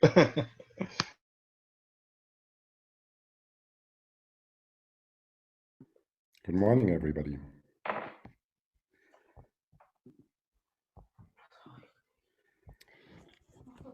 Hi, Ellen. Good to see you.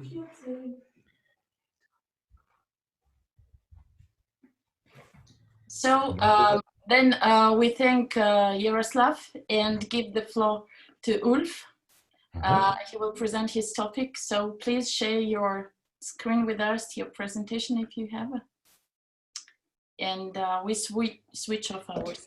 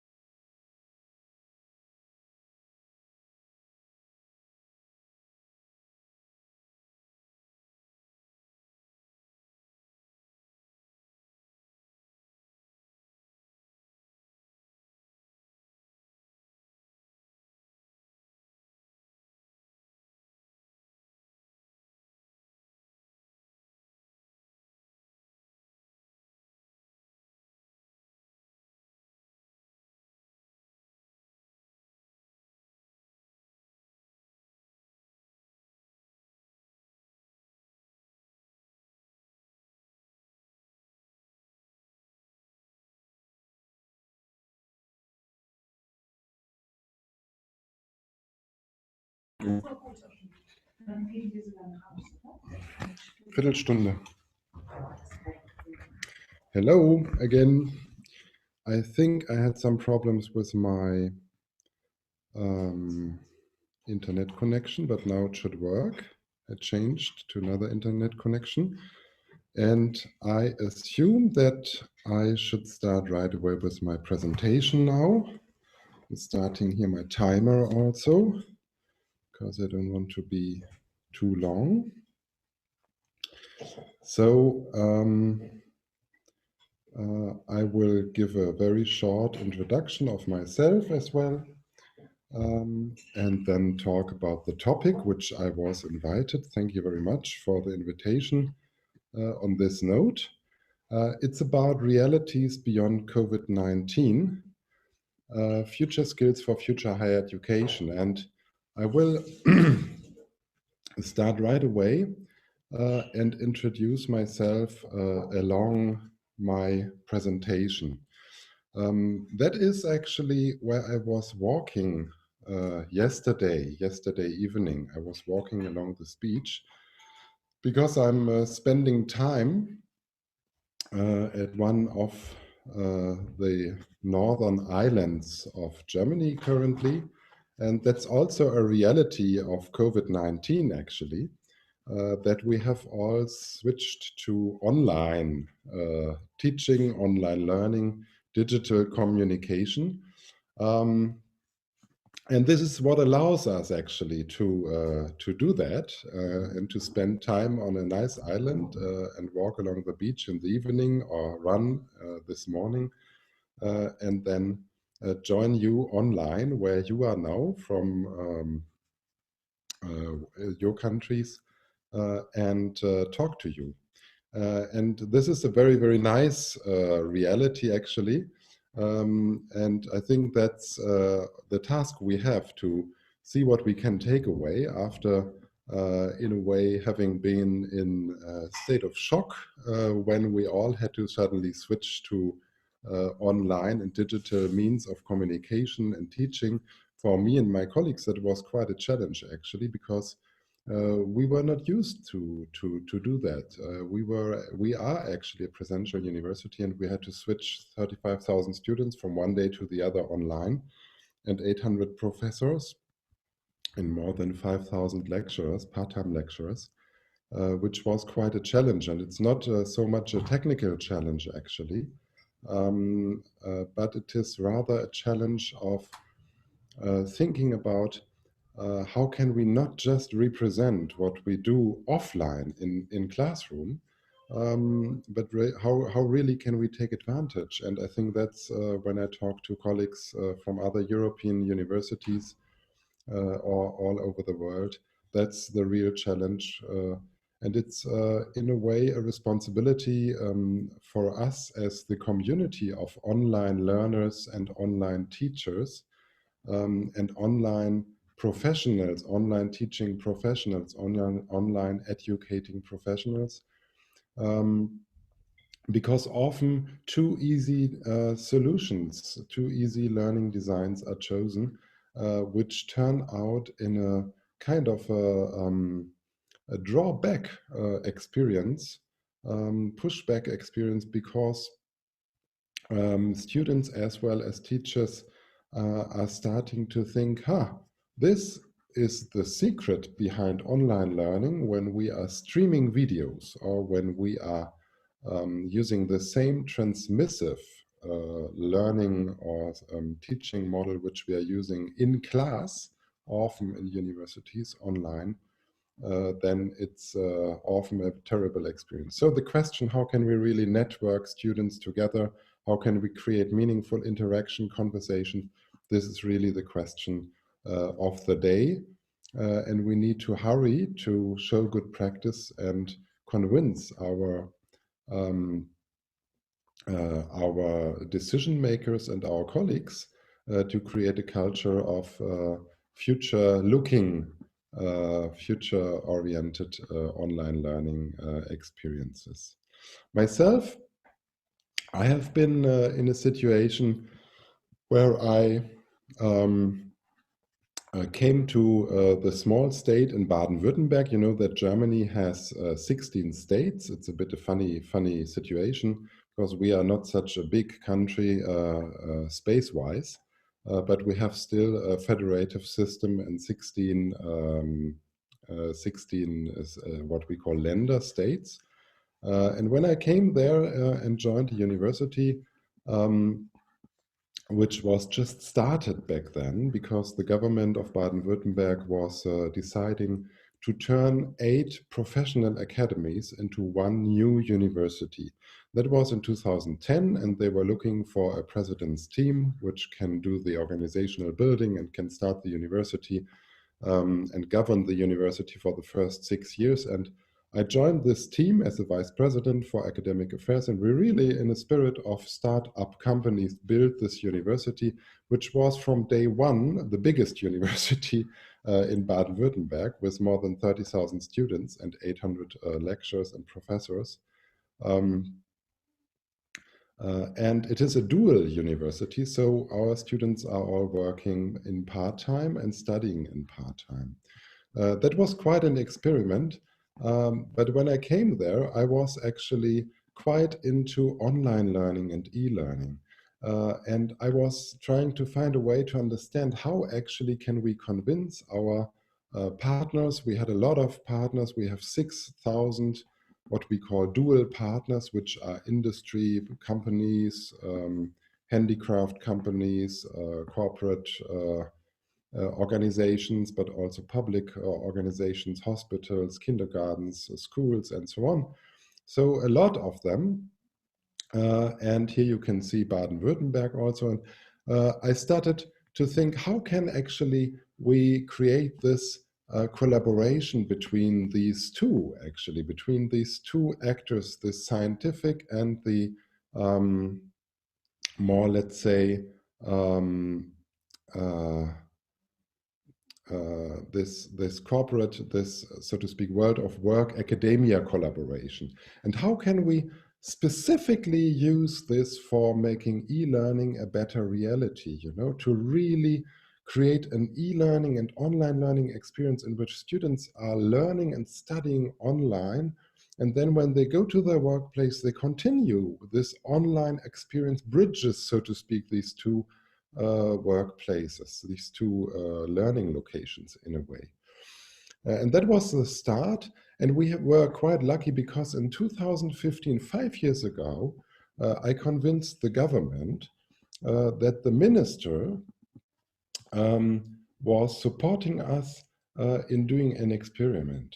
The experiment was like this. We went out and reached out to all our 6,000 organizations which in our universities are partners. And we were calling out and we were asking them, and the experiment was chaired by the minister, so it had quite a media attention. We were asking them, can you submit to us your best thinking of future higher learning and of competence development, which results in graduates' abilities and skills which you in your field of work, in your company, in your industry branch, for example, need for the future to have future proved graduates. So that was the idea in a way back then. And then 1 year later, we really made it to realize this idea. And in fall 2016, we made a call to all our corporate companies, which were partners of our university. And we were waiting about the let's say on the return, and we were finding that we were quite lucky because almost 150 organizations submitted their ideas, their concepts of competence development, of skill development to us, and we had the chance to analyze this. And we did that in quite a lengthy expert-driven screening process. And this resulted into 25 final organizations and concepts, which we thought of or are still thinking of. These are really the future organizations. They really have a very, very advanced thinking about what skills, which skills do our employees, the members of our organizations need in order to deal with the future challenges.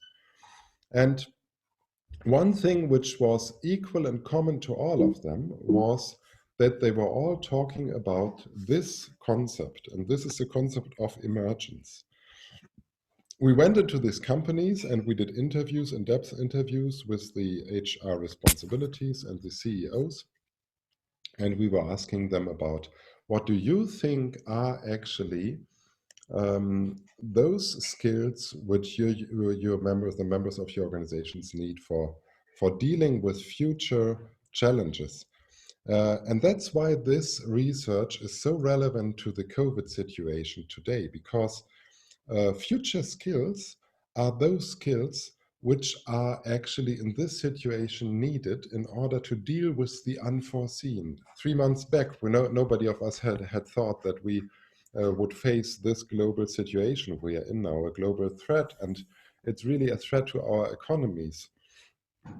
In Germany now, we can see that that we only, so to speak, taste only the response now on this COVID-19 threat, but that the long-term, medium and long-term effects will be much more challenging. So that is really the question: how can we prepare students from higher education with dealing with these challenges in the mid and long term? And of course, challenges like this are all around us: climate change, migration, globalization issues. These are all things which we have to deal in the future with, and which are characterized by this concept of emergence, because you cannot really predict what is going to happen in the future by just knowing the past. It's not a linear progressive development. And that's why we call this emergence. We know this concept of emergence for education since some time and have operationalized it in a way as volatility, uncertainty, complexity, and ambiguity. And the idea behind this VUCA concept is really to conceptualize emergence. And one of the main ideas, and this is what we also found in our future skills research, is actually that all organizations are expressing that what higher education needs to focus on is to develop this concept, this ability of self-organization for their graduates. So this is the real challenge of higher education. We did our next skills studies. We developed then, after we called for these concepts, we received these concepts, these competence concepts, we analyzed them. We did an interview in each of these future organizations and analyzed the data. And this resulted into our future skill profile concept. And you can look at this at the Next Skills website. All our data and all our results are open access available in English and in German. We have just in March released a new video series, which you can find there. These are all short, small videos of 90 to 120 seconds, 2 to 3 minutes, all dealing with one particular aspect of future skills, the future skills turn, an introduction on future skills, what it is, emergence, and so on. Or you can also download the books. We have done that in an open access Springer format in German, and then also in an open access format in English. You see it here, and you can download it because we were thinking that this issue is actually not an issue which addresses a German specific phenomenon, but this is really an issue of a global nature, and we need to call for a global and international community really to talk about these concepts and these ideas. To put it in short, we of course did in our research design also an analysis of many existing future skills concepts, 21st century skills frameworks, key qualification frameworks, etc., etc. We looked at PISA, we looked at the OECD model, we looked at the World Economic Forum model, and so on and so on. And we created an inventory and a categorization, a typology for future skill approaches.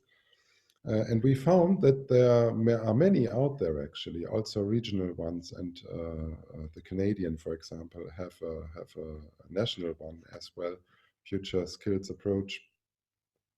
And we found that there is actually a high relevance for future skills because organizations and international collaboration, intergovernmental organizations specifically, are finding that there seems to be a need for more than just a knowledge-oriented more than a knowledge-oriented higher education idea, which is actually nothing new, but which becomes, so to speak, which gains new relevance now in this situation of COVID-19 and other international global challenges. And what we see with COVID, and that's really a chance I think we have, is that we can act. Where in climate crisis challenge or in the migration challenge, we were losing ourselves in international debates and really didn't come to the point of so to speak, common action in an international on the international community level. For COVID-19, we can at least for large international situations see that it is possible to come to a point to act, and that's a good news. From now on, it is really a matter of being prepared and acting, and not a matter of thinking about what to do. We developed these 17 future skill profiles. You can have a look at them. They are categorized in 3 different dimensions which are dealing with the individual, the I, the individual personal development. A second dimension which is dealing with the idea of developing future skills for future tasks and fields of work. And the third dimension is dealing with the idea of future skills for a future social world, for a future organization, for becoming future able to deal with the organizations of the future. This is how they look like, attributed to their dimensions. They have names which are having to be explained. Concepts like future mindset competence, sense-making competence, cooperation competence. Some of them are fairly familiar. You see how also that digital competence, of course, is also one of them. But it's not by far not the only one. And they all come from this point where we were saying we need to go into those organizations which are already in this future trajectory of work, of a future market, of a future culture idea, of a future idea of a future society. And we need to really analyze and find out what are the skills which they think actually are relevant for the future. So that was the idea behind that. We are creating a skill map and a skill finder where you can find on the web, nextskills.org is a place to go and find everything what you need to know. We have written about the structures and the developments behind there to create a theory of future skills and future education. And we are also researching more and more about higher education and how higher education can be prepared, because we were in an expert survey finding out that our experts to a large extent were actually finding that higher education systems worldwide are not really prepared. You can see here the graphs. The dark blue color is always the importance of the future skills, and the light blue color is always the readiness of higher education systems to respond. So that's why we created also scenarios for future higher education. I cannot really go into depth because of time reasons now, and come to the end of my presentation now. I would like to thank you very much. And I think the main point which I would like you to take away is that what we learned from COVID-19 crisis is really we can act on a national level and we can act on an international level to create an alliance, but we need future able graduates and people who are really able to go beyond the current reality and project themselves into the reality of a society we want to live in the future. That's our task as professionals in education, in higher education, to stimulate this idea in our graduates. Thank you very much, and I'm sure that we can take some questions. Thank you. Yes, I'm sorry, but we have questions for you. Thank you very much for your perspective and interesting website. I think we will study all this, and maybe you have some questions in chat. If you could just back there and answer from Griff Richards. Very interesting questions. Maybe we can also get back and answer, because we have to move forward, and we will be happy to welcome you in Slovakia to present not only maybe the map of the skills, maybe map of the assessment of the skills, hopefully with some results. So thank you very much, Ulf, for joining. And I give the floor to Alan Tate. Thank you for being with us today. And the floor is yours. Thank you, Maria. Are you able to find my slides for me?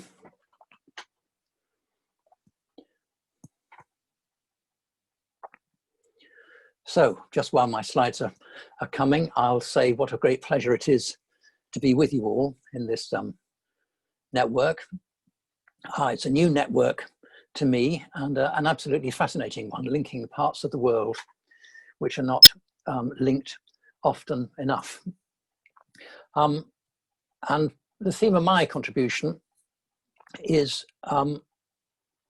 whether this corona crisis is going to act as an accelerator in the digital transition process in education, in schools and universities, or whether once it's over eventually, colleagues in the campuses will say, oh, thank goodness we can now go back to just how it used to be. So that's the sorts of theme that I want to try and unpack.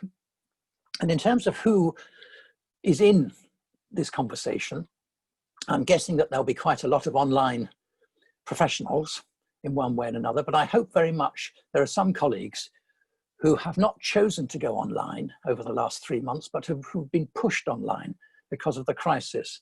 Because we shouldn't forget in the distance and online community that thousands and thousands of teachers have in an emergency, as other colleagues have said this morning, have in an emergency had to move their teaching into some sort of virtual or remote mode. And they haven't done this because they wanted to, they've done it under protest and they've done it unhappily. And we have to think how we support them for the future. The other thing that has already struck me is how many common themes there are between what I wanted to say and the experiences that other colleagues have had this morning. And I think there is a wonderful study here, certainly for a couple of PhDs at least, but maybe it's a research topic that Eden could pick up. I could call it the Danube Research Project. It's a great name because the Danube, of course, crosses so many European countries. But there's so many common experiences here which could be researched. It will be very exciting. So I just want to give you a little bit of background about the UK, first of all, and the COVID crisis. The UK is, I have to share with you, dear colleagues, in a very, very bad place. We have something like 39,000 deaths so far. Those are official deaths. The statistics are thought to be closer actually to 50,000 deaths because not everybody is yet counted. We have something like 276,000 infections. And even yesterday we had 2,000 new infections, which is the highest figure of new infections in Europe. And perhaps most worryingly of all, we have the highest number of deaths per million in the world. We swap places with the USA and Sweden. We are the top three. And I think recently the UK has been the top. So it's a terrible position to be in. Some say we are in this terrible position because of mismanagement, but I'm sure that will be explored in an inquiry, which we will have in due course. So it's a very bad situation here. We've been in lockdown since the 3rd week of March, when all campuses were closed, schools and universities. Senior management wrote out to their staff in universities and schools over that spring holiday to say, we're closing the campuses, you will now be teaching online. So people had no preparation, staff had very little support, and staff certainly didn't have a choice. So this was a thing that was forced on them, and in many, many cases, unwillingly. Now we're just beginning to unlock now. So there's more freedom of movement now than there has been, although you might see from my video that I've not been able to go out for a haircut yet. So I'm very much looking forward to that when it comes. So the campuses were closed in the 3rd week of March. Some primary schools have reopened this week, although not all, and not all children have gone back. Maybe half the children have gone back in half the primary schools. And what happened in that 3rd week of March was that teaching staff in schools and universities jumped onto Zoom, as other colleagues have said. So they immediately took advantage of Zoom. And the experience has by no means been simply positive. In particular, in the world of higher education, the universities world, I think teaching staff took their existing understanding about teaching, which was a campus-based understanding, and they simply moved it to a Zoom mode. They simply made the campus experience remote. And it's not surprising to know that students, in many cases, have not enjoyed this. They've felt isolated. They haven't had the support. They haven't had the resources that they need. And so the question that I want to put into your minds now is whether the COVID crisis will accelerate the digital transition, or will in fact the experience have been a negative one for so many students and for so many teachers that they will say, well, if that's online learning, I don't want it. And I think that's a very open question, at least here in the UK at the moment. And I think it's one that, for speaking from the distance, an online community myself, that we have to do our best to try and make sure that online learning is done well in the future, and that we don't go back either to normal, where online learning is excluded, or to allow the reputation of online learning to be damaged because of this Zoom experience. One of the explanations for the negative experience has been, I think, and I think it is a very bad judgment on many areas of our governance in the country, that there has been such poor investment in online learning in schools and universities. Although we have been advocates for this for many years, there has been poor investment. While many schools, secondary schools, do have learning management systems on which they do some work, primary schools have almost none. And many universities have none either. It's really surprising how poor the infrastructure is for technology-supported learning. And that is a very negative judgment on, I have to say, on many senior management, and indeed on government and ministries. And I think one of the big questions for the future must be, and I hope this COVID crisis will help us answer this in the positive, shouldn't high school and bachelor students have at least some element of online learning, even in their campus experience, in order to prepare them for the skills they will need all their lives of online learning, whether it will be in professional places or for further study. So I think very poor preparation is the explanation for some of the poor quality of what we see called, misleadingly called, online learning now. So could I have the next slide, Maria? So we have a responsibility not to allow online learning to be cast as the deficit model. It's what you have when you can't have, quotes, the real thing, close quotes.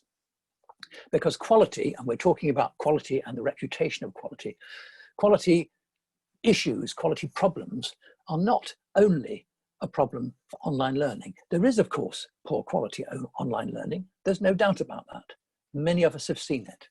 But we should never forget that there's also poor quality campus-based learning and teaching. We've all been sat in very boring lectures where students fall asleep. We've all sat in very boring face-to-face seminars which are dominated by one or two opinionated students. And many of us have actually gone to lectures and found it's cancelled at the last minute because the lecturer is ill, with a wasted journey, etc., etc. So we must make sure as we go forward and we come out of this COVID crisis that online learning is not seen as the deficit model. It's not seen as what you have when you can't get campus-based teaching, that it is a legitimate element in modes of online learning and teaching.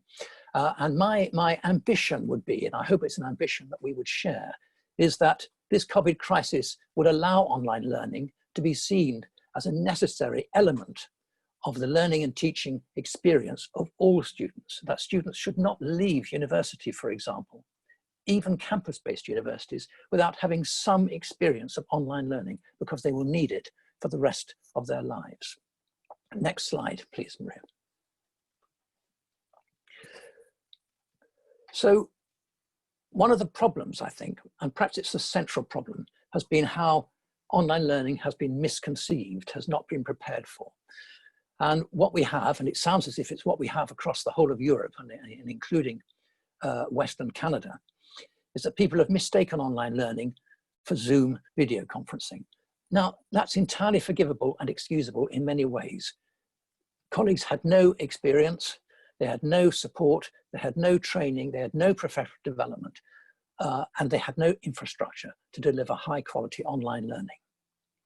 Because I think it will be generally accepted that some form of learning management system provides the spine, the skeleton, the backbone for high quality online learning. And that's what we should have had in place in schools and universities already. And it's what we have to show the professional communities in campus-based universities and colleges that we need for the future. So I hope that when people come through this first period of crisis in schools and universities, and in September begin to look back at how they've managed, they will see that there is more to online learning than simply remote teaching through Zoom. That schools and universities need to have a learning management system where they're able to put resources, where they're able to have student-to-student interaction, where they're able to have student-teacher interaction, and where in school situation they can involve parents as well.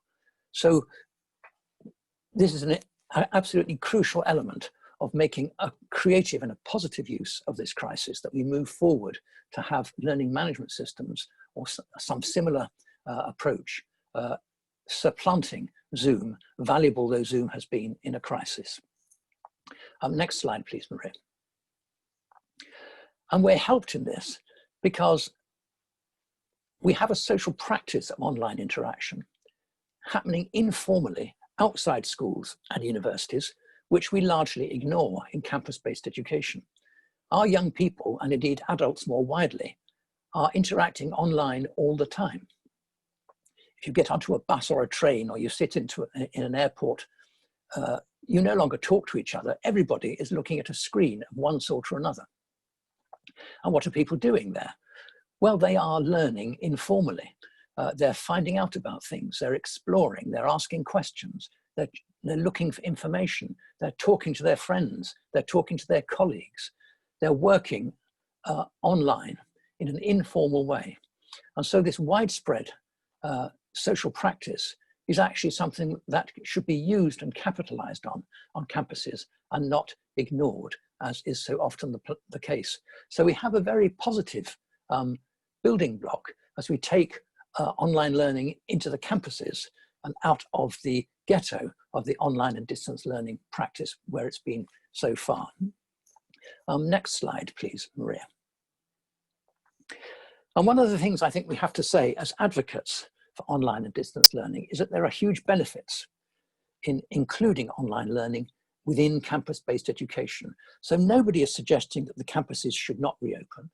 Of course we want campus-based education, and they will be the majority experience for the majority of our students in schools as well as universities. But what I'm suggesting is that if we make a positive use of this crisis, that online and distance learning becomes one of the modes which are available to students on campuses. Firstly, because they're equipped with life skills which they will need, but secondly, because schools and campuses can include greater flexibility in the way in which they find new audiences, the ways in which they organize learning and teaching. And to use the watchword for my own university, the Open University, where I spent most of my career, they can become more open to people, a wider range of people, more open to places, including students who are living at home, for example, in rural areas, more open to methods to reorganize their learning and teaching, and more open to ideas as they're able to include resources from other universities and other schools within their learning management systems. So there are huge benefits which I think we have to advocate for in making online and distance learning one of the modes available to all students.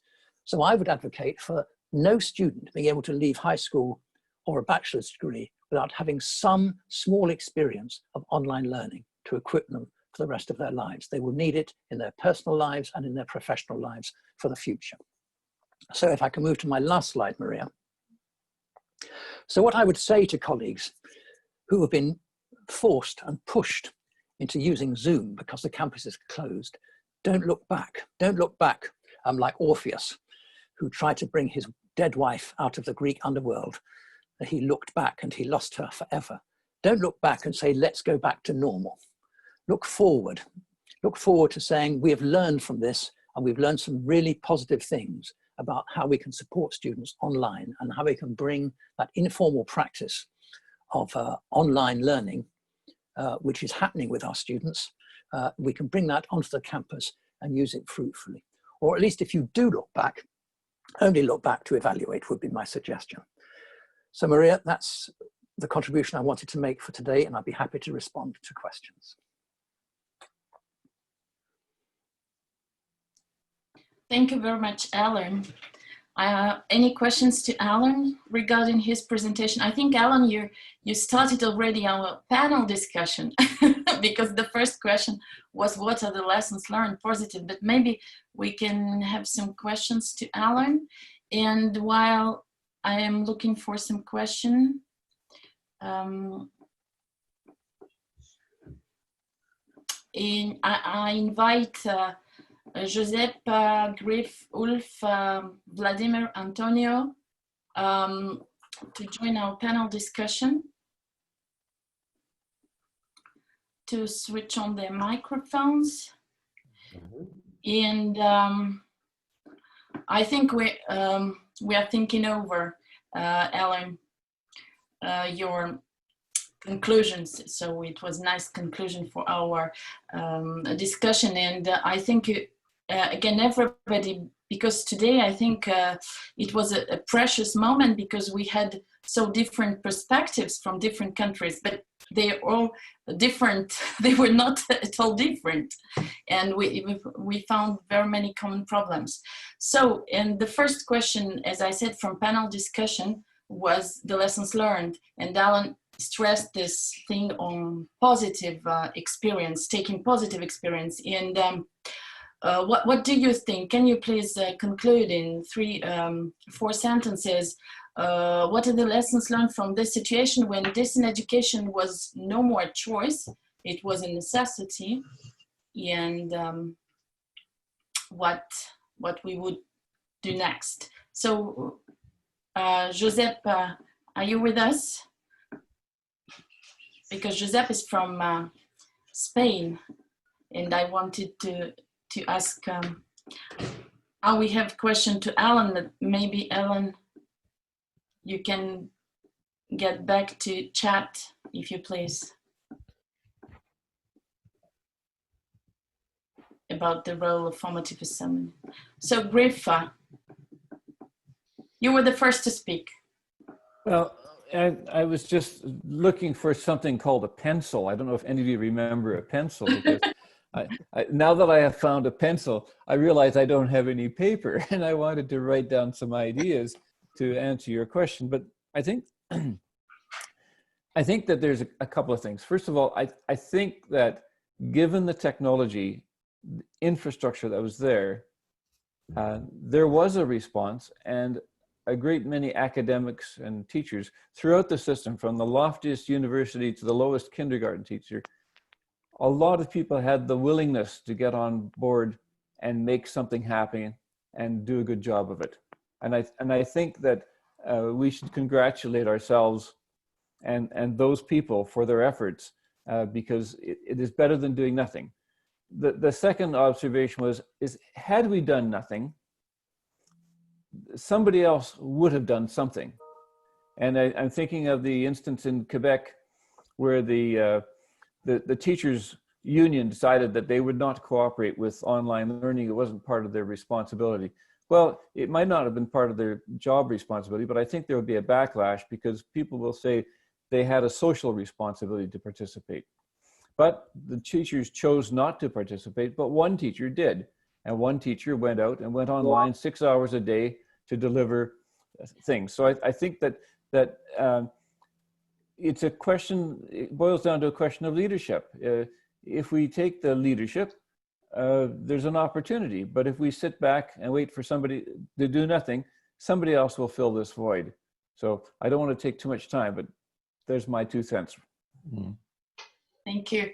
Josep, can you join us with your reflection on the first 2 questions for you from Spanish perspective, and what do we have to focus on building e-learning of the future challenge?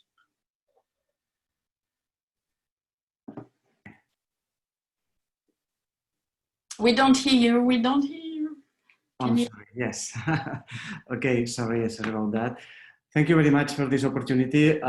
This is a very complicated question. I enjoy a lot of the previous speech, and I have some notes. In particular, I really appreciate the comments from Alan Tate. But I think that we have a great opportunity in front of us. I'm sure some universities, some schools, a lot of teachers are using this opportunity that we have, because I'm sure, not the future, maybe this same year and the next semester, many things will change, because a lot of teachers, a lot of professors, a lot of institutions have the experience now with during this crisis to use and to see the opportunities that the technologies are offering nowadays to students, to professors, etc. Some others, of course, saw that sometimes it's difficult, sometimes these technologies, in particular in different countries, in developing countries, probably should increase the digital divide, or maybe lost opportunities for the vulnerable people, not. But at the end, I think this situation brings us the opportunity, and a lot of other people, the opportunity to use the technologies in order to improve or to make different the face-to-face processes, or the face-to-face teaching and learning process. I'm very optimistic about that. Not in that sense. I know not all of the universities and professors, etc., maybe experience the same way. Not, but in that sense, I look the future with a little optimism. Thank you, Ulf. Yes, thank Yes. you for giving me the opportunity to share a few thoughts. I think when it comes to lessons learned and from our perspective, there are 3 points to make. The first one is that we all had technology, at least from the, let's say, the contexts which I am surveying. We can say that technology was not the problem. Technology seems to be still a hygienic factor. So that means if we increase the quality and the availability of technology, it doesn't automatically increase the educational experience. So technology is not really the problem. First lesson learned. Second lesson learned is we have to overcome the synchronous reflex. Yeah, everybody went online and did exactly the same 6 hours teaching, which they did offline before. Yeah, now they do it online. And there's nothing more devastatingly boring than a 6-hour broadcasting experience for students, even if the teacher is really, really interesting storyteller. Yeah, and 6 hours is just too much. Yeah, so second lesson, overcome the synchronous reflex, which we are all seeing in all the different educational institutions. There is much more to online learning than that, and that's really a message we need to bring. And we need to also talk to people about what are the other alternatives. What is the asynchronous power of online learning? And the third one and the final one for me is, which has been in a way mentioned between the lines also, let's overcome the, let's say, the deficit oriented mindset. It's not necessarily a deficit that we are having to go online. Online learning is a very, very interactive form which can lead to a much more individualized and personalized learning experience than a classroom experience can do that actually. Because the interaction patterns in online learning allow individual interaction and so on. And I think this is all already discussed and can be also seen in the literature which has been written. So these are the 3 things. Let's overcome the deficit-oriented mindset that now we are in a trajectory where education is of a deficitary nature necessarily, because it has to go remote. Remote is a little bit a term also which is evoking, so to speak, problematic images. Yeah, remote, we are not close anymore, we are not really interacting, we are remote now. No, it's actually not like that, and this is what we have to overcome. Thank you. Thank you, Ulf. Antonio? Okay, thank you. Well, to be more, well, to reply directly to the question, the first answer that I would say, so the first lesson that I would take is that it is too early to take lessons. We're still in the middle of this crisis.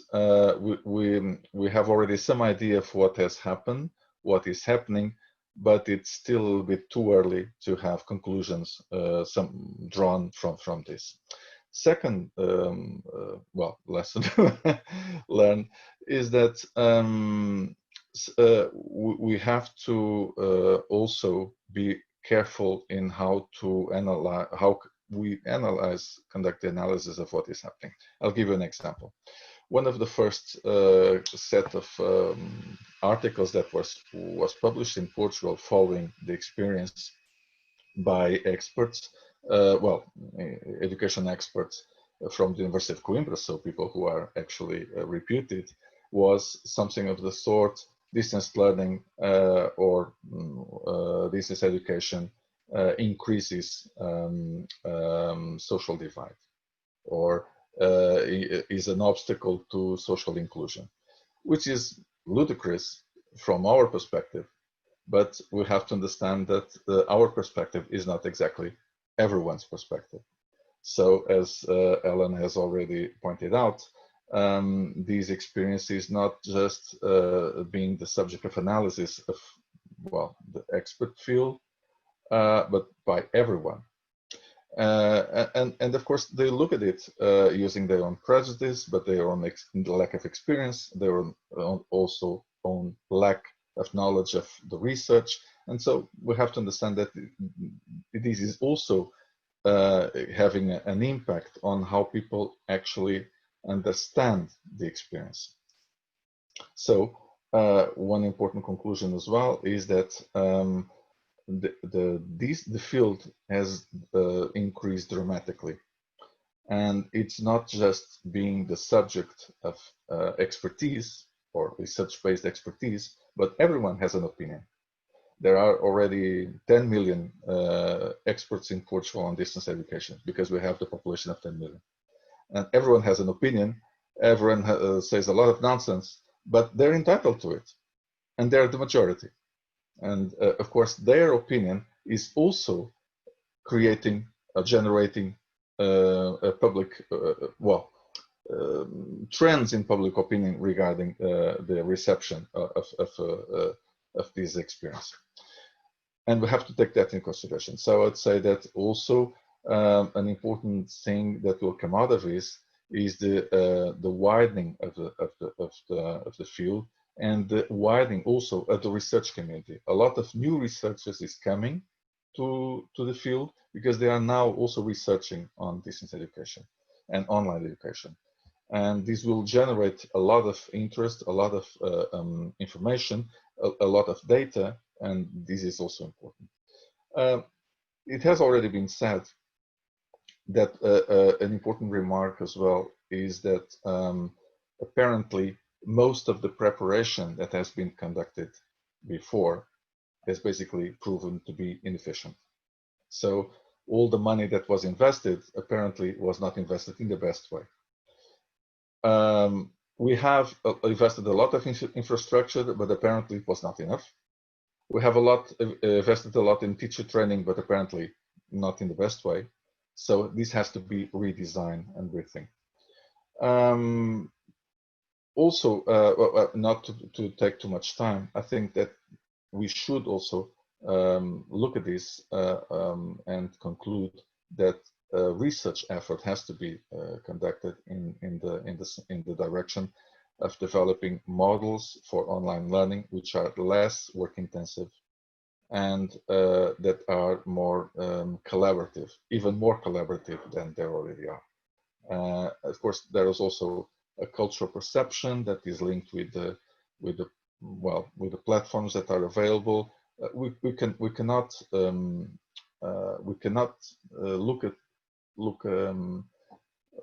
look the other way and do not recognize that when people had the need, they didn't choose to use Moodle, they didn't choose to use typical traditional LMSs or enriched environments. They opted for the simplest solution possible and the closest one to their own environment. And this is something that has to be reflected upon by us. Thank you, Antonio. So we are coming to rethinking of our traditional distance education in a new context. So we need new research, as Ulf said, new skills.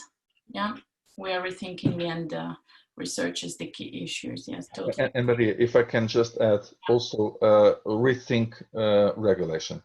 We just mentioned, I just mentioned regulation, but it's just to give you a good example. Last year in Portugal, there was, it was approved a Distance Education Act, so a law on distance education. This regulation is already updated. So in just 6 months, the regulation was completely updated. So this is also a lesson that should be taken into how to design regulation and quality assurance procedures for the future. Okay, thank you. Vladimir.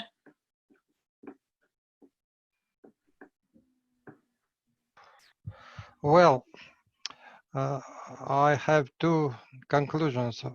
First, I think that technology is certainly very important, but we must think about preparing our teachers and our students for co-learning in a connected world, for cooperation and for work in new conditions is the first. And the second, well, I think that the problem is that the e-learning cannot be imposed by regulations or orders, and the main idea is to make faculty, well, administration, and even students have inner conviction that they must use e-learning, and only in this case we will be, everything will be okay. That's all, I suppose.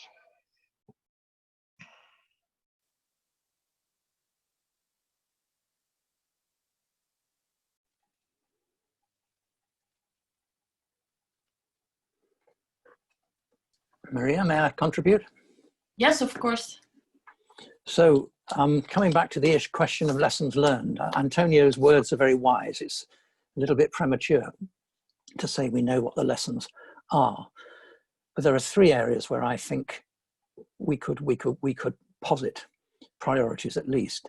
The first, to follow Antonio again, is the issue of research. I think we need to put together a serious research proposal to make sense of this experience, and it is a European experience. It's quite clear. I think we'll allow Griff to be an honorary European just for 5 minutes today. And it's an important project. It's one that Eden would be in a very, very good position to lead. And of course, the EU, I would have thought, would be interested in funding it. Sadly, I am no longer able to do that, as the UK is no longer a member of the EU, although you can see from this beautiful mosaic behind me, which is from a Roman villa, that I still consider myself to be a European.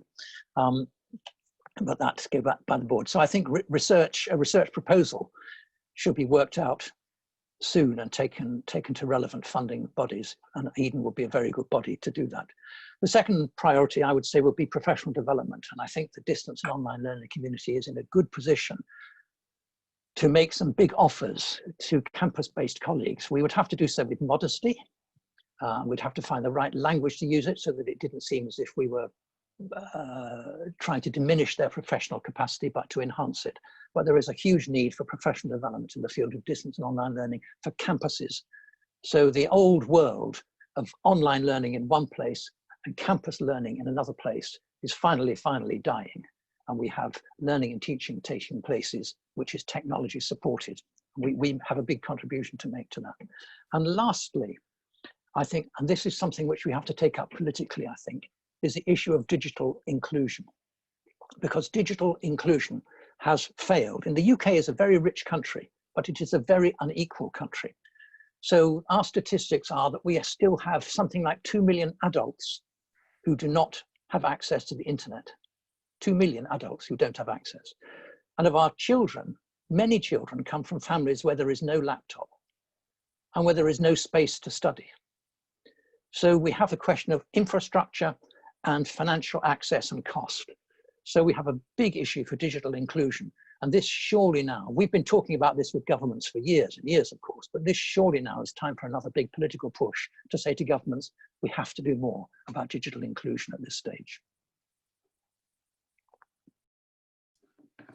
Thank you, Alan, because you opened one of the last questions of our panel discussion is this international relations and cooperation in research and education. And this conference for us is an opportunity to open the horizons for Russian speaking and Asian community through Kazan, the center of our place of meeting where we could join our efforts. And I think once again, Eden, for maybe in the future, we will try to find the solutions and the real initiative, how we can collaborate on that. And I would like you to speculate a bit on the last question that Alan started to develop about international relations and international research cooperation, how you see the future of the European projects and attracting the third partners on that. Maybe Antonio or Josep could continue. Well, I can start. Well, to follow up on Alan's proposal, yes, I do think international collaboration is paramount at this stage. Of course, Alan was talking specifically about Europe, but I would say worldwide as well. Well, one of the interesting things that well, we could draw from this experience is what I've tried to also to highlight in my presentation, is the fact that although we had not exactly the same kind of experiences, there's a lot of similarities between what each one of us has experienced in different countries and in different continents, and if not at the same time, we were all, I mean, our experiences were all interdependent. I'll give you an example. At my university, when we've analyzed we had to take decisions regarding the assessment process. We had to take into consideration different realities because we have students in all continents. And so we had to consider, for instance, how the pandemic would evolve from continent to continent, how it was impacting the local communities, how it was impacting the social structures in each country, and so on. And this is something that was not actually in our agenda some years ago. But at the same time, when I was just the other day speaking at a webinar here in another university, actually in Coimbra, and people, I was aware that most of the colleagues were skeptical about continuing to conduct online learning. I was surprised to see that they were not that skeptical, because they were clearly considering that it was that they had now understood that they had an opportunity to expand internationally.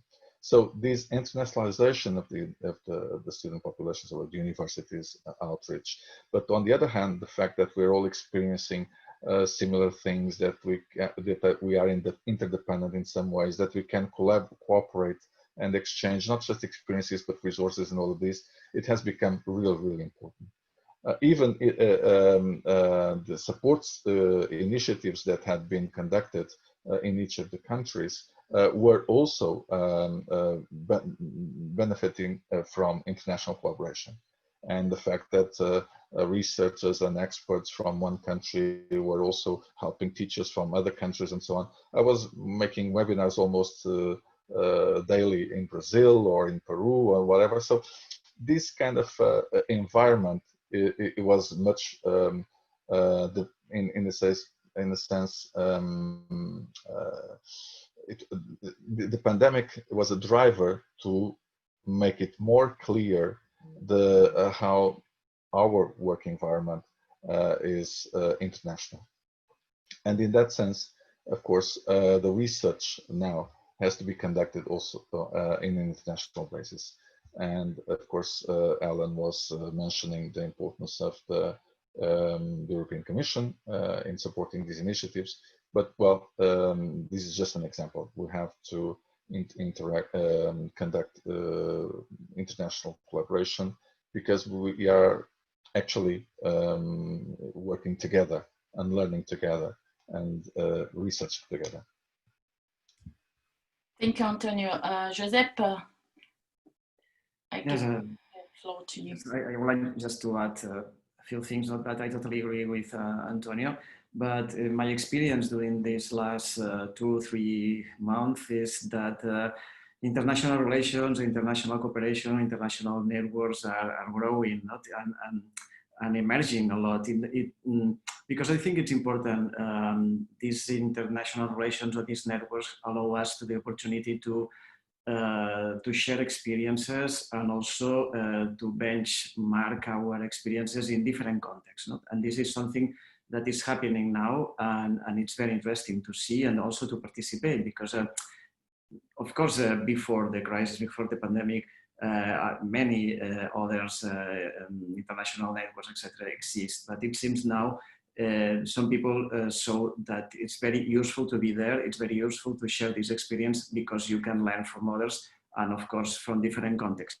But it's so interesting to also see that this kind of networks, it's not only about institutions or, for instance, UNESCO, this kind of organizations. It's also an interesting networks, for instance, from students sharing their experience, etc., and also from teachers, professors doing the same. I think I said before, I'm optimistic, and I hope maybe this kind of relations will remain when this crisis at the end finish, we hope. Thank you. Any other final comments, Ulf, Griff, Vladimir? So we will see if Ulf. I can just confirm and support what has been said. I'm a member of the board of several European associations, amongst Eden, and one of them is Eden. Another one is the European Association for Institutes of Higher Education, and we perceive from our member institutions that there is a real need for collaboration and sharing experiences, and this is true, as has been said before, from the policy level. And I'm also one experience is also that we have set up a network of European ministries of education, and have just recently had another meeting, and we agreed to collect policy responses in the field of higher education,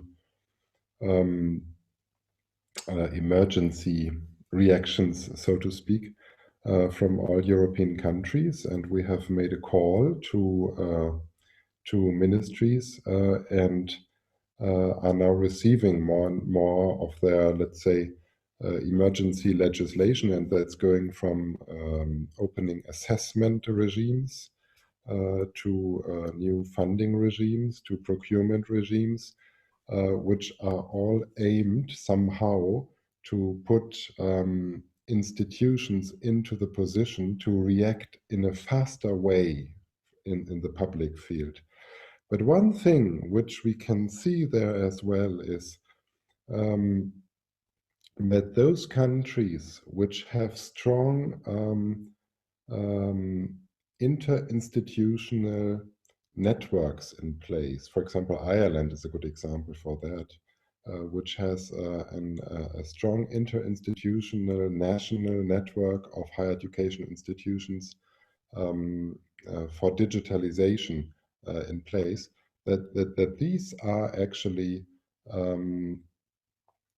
important remedies to put institutions in a place of very, very quickly finding the right persons to share the right information, so that institutions and professionals are put into, so to speak, contact with professionals who know about how online learning works.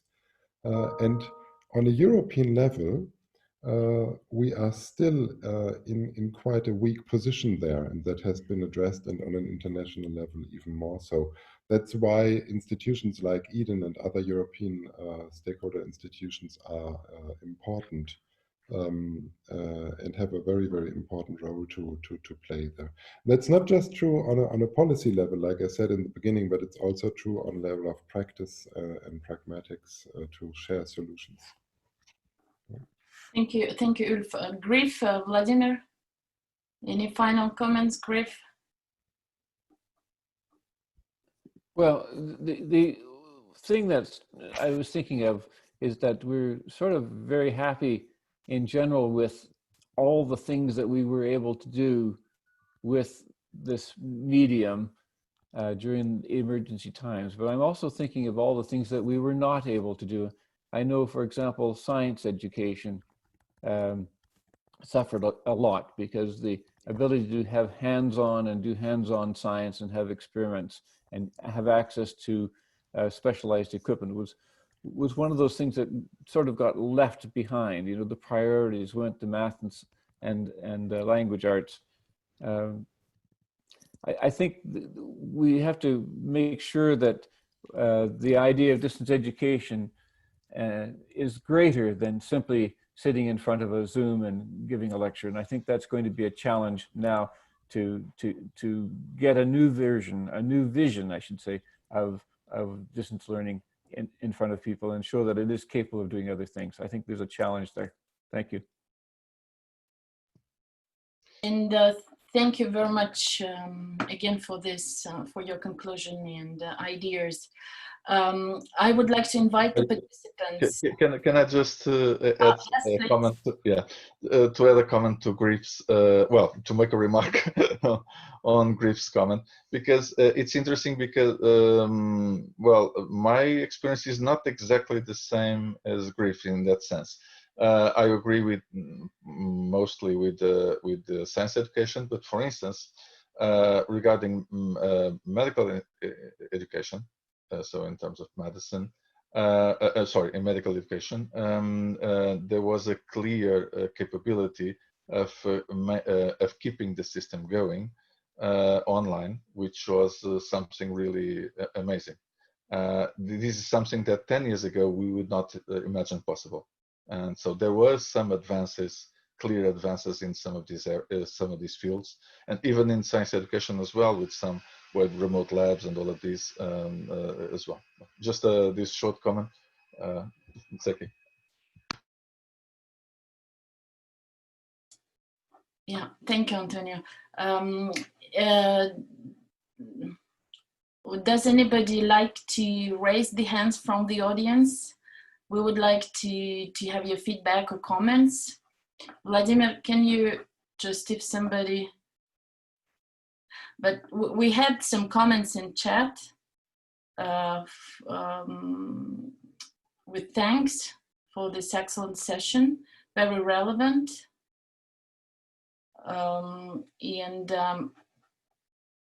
If you want to speak, please raise your hand.